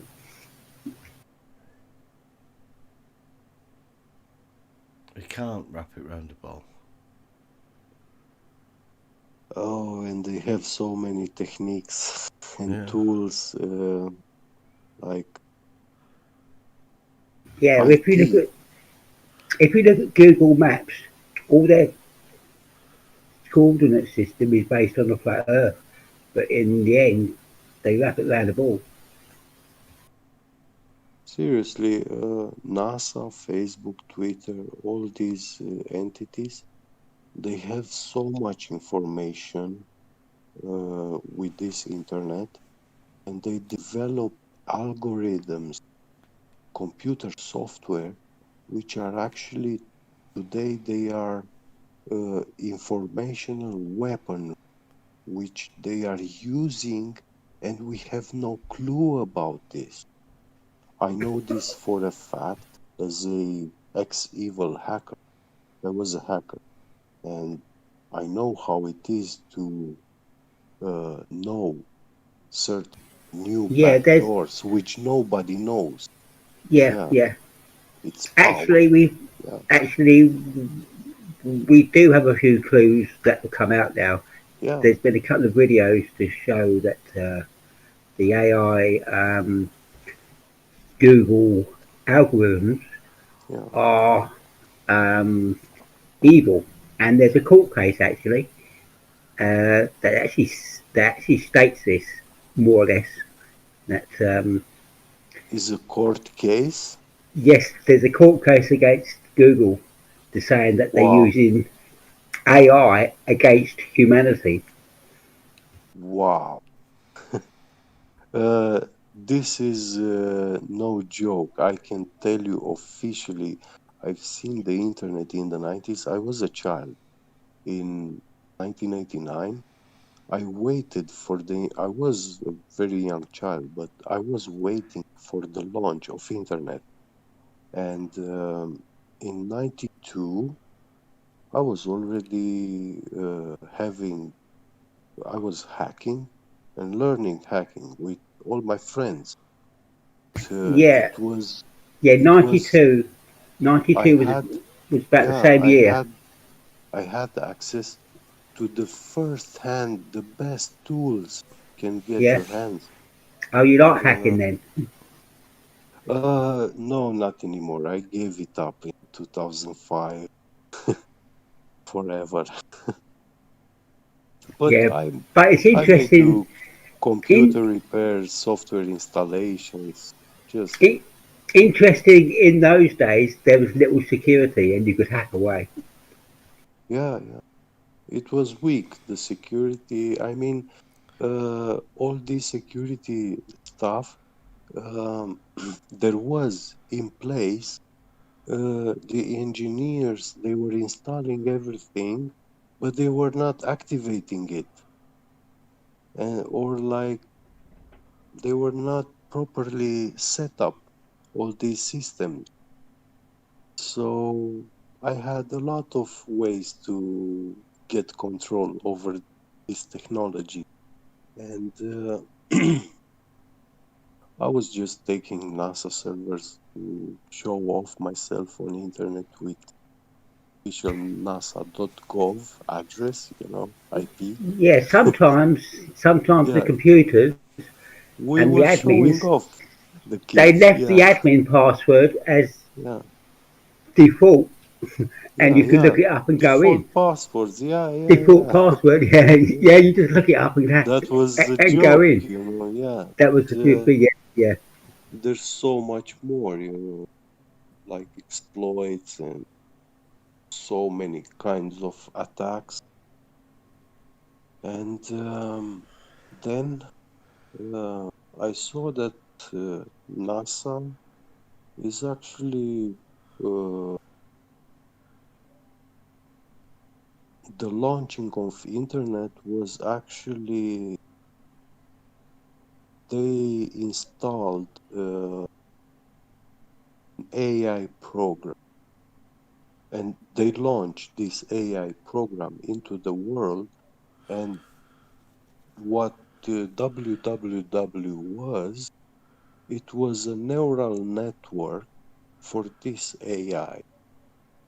When they launched it immediately took over the stock markets of the world, and he made wonder in the stock market.